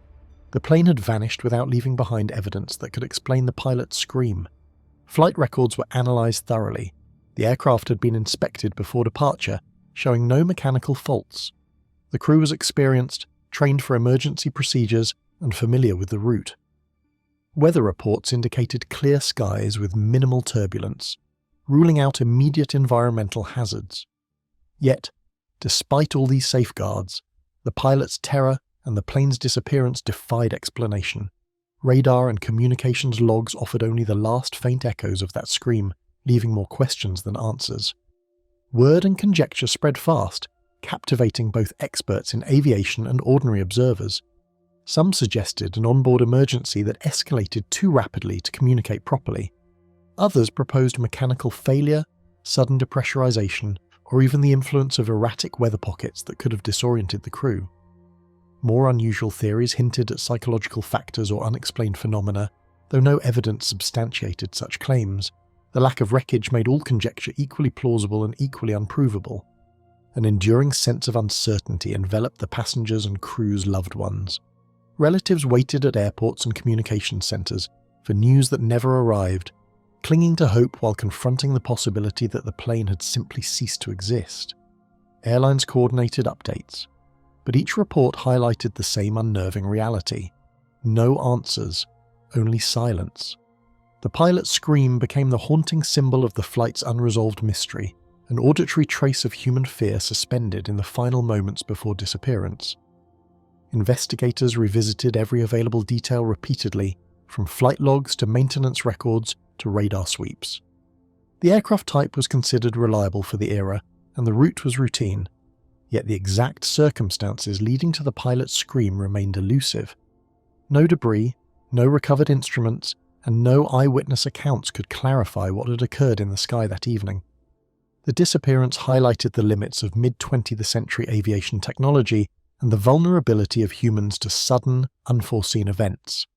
Attention was turned by some researchers to the psychological toll on pilots in isolated cockpits, suggesting that a combination of stress, mechanical anomaly, and disorientation might have triggered the panic captured in the recording. Others noted that the scream itself was unlike any standard alert, a raw and unmistakable signal of fear. It became an unsettling audio artifact, replayed and studied for clues that never materialized. The mystery persisted because the most critical pieces of evidence, the aircraft and its occupants, were gone entirely. Aviation's unpredictable nature is brought into sharp focus by the story of Flight 401A. Despite training, technology and experience, pilots and crew can encounter situations beyond anticipation or control. The silence that followed the scream leaves a void in the record, emphasizing the suddenness with which a routine flight can spiral into a profound mystery. Investigators, historians, and aviation enthusiasts continue to study the incident, but the lack of tangible evidence ensures that the events remain unresolved. The echo of the pilot's scream persists, leaving a lasting mark on those who study mysterious flights. It is a haunting symbol of fear, isolation, and the unknown forces that can confront humans in the sky. Flight 401A serves as both a cautionary tale and a lingering enigma, a story where the routine transformed into terror, and the ordinary became inexplicably extraordinary, leaving the plane, crew, and passengers suspended in the unresolved silence of history. The mystery of the ghostly Catalina patrol plane. The Catalina patrol plane took flight from its coastal base, in the quiet of early morning, engines humming steadily against the crisp air. The crew, accustomed to routine surveillance missions, checked instruments and confirmed their flight plan. Their task that day was simple: fly along a predetermined patrol route to monitor shipping lanes and report any unusual activity. Yet, from the moment the aircraft lifted into the sky, something about the flight seemed off to the few who observed it from the base. As the plane climbed to its assigned altitude, early reports indicated normal conditions. Communications with the base were regular and calm, and each position update was delivered clearly. The crew followed standard procedures, scanning the water below for vessels or debris. Visibility was excellent, and the Pacific stretched endlessly beneath them, shimmering in the morning light. It was a patrol like countless others, yet an invisible tension began to build in the logs after their final routine transmission. Abruptly, radio silence fell minutes later.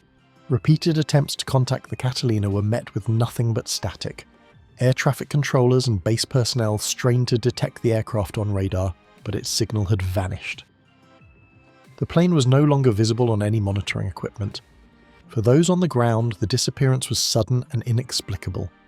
A routine mission executed by an experienced crew in a reliable aircraft had dissolved into silence. Eyewitnesses on nearby ships later reported seeing a strange flickering light in the sky around the time the plane disappeared, though radar picked up nothing unusual. Acting swiftly, search operations were launched, with naval vessels and aircraft moving to the area where the plane was last seen. The ocean, vast and unpredictable, complicated the task. Currents shifted debris quickly, and isolated islands offered little opportunity to spot wreckage. Despite days of intensive searching, nothing was found, not a single part of the Catalina, no personal effects, and no survivors emerged. The aircraft had disappeared as though it had been erased from existence, leaving investigators with a puzzle that defied conventional explanation. A close review of maintenance and operational records provided no answers. The Catalina had been inspected thoroughly before departure and was certified airworthy. Crew members were highly trained, familiar with both the aircraft and the patrol route. Weather reports confirmed favourable conditions, with minimal turbulence or cloud cover. Yet the plane vanished entirely, without warning, without distress signals, and without leaving even the smallest fragment behind. The absence of evidence only deepened the mystery. Some recovered radio logs hinted at a brief, garbled transmission that included the words "unidentified object," though the origin and meaning remained disputed. Theories quickly formed among investigators and the public. Some suggested catastrophic mechanical failure or sudden structural collapse, though the aircraft's proven durability made such a scenario unlikely. Others proposed navigational error, perhaps compounded by temporary disorientation over the open ocean. More unusual theories hinted at supernatural phenomena or inexplicable forces interfering with the flight. None of these ideas could be proven, and all were challenged by the total lack of physical evidence. The impact on the crew's families was profound. Relatives waited for news that never arrived, clinging to hope while confronting the reality that the aircraft and its occupants might never be found. Each day without information intensified the emotional toll. The disappearance became a haunting story in the local community, one that carried the weight of unanswered questions and the unsettling idea that even ordinary flights could end in complete vanishing. Experts and historians in aviation continued their investigation of the case over time.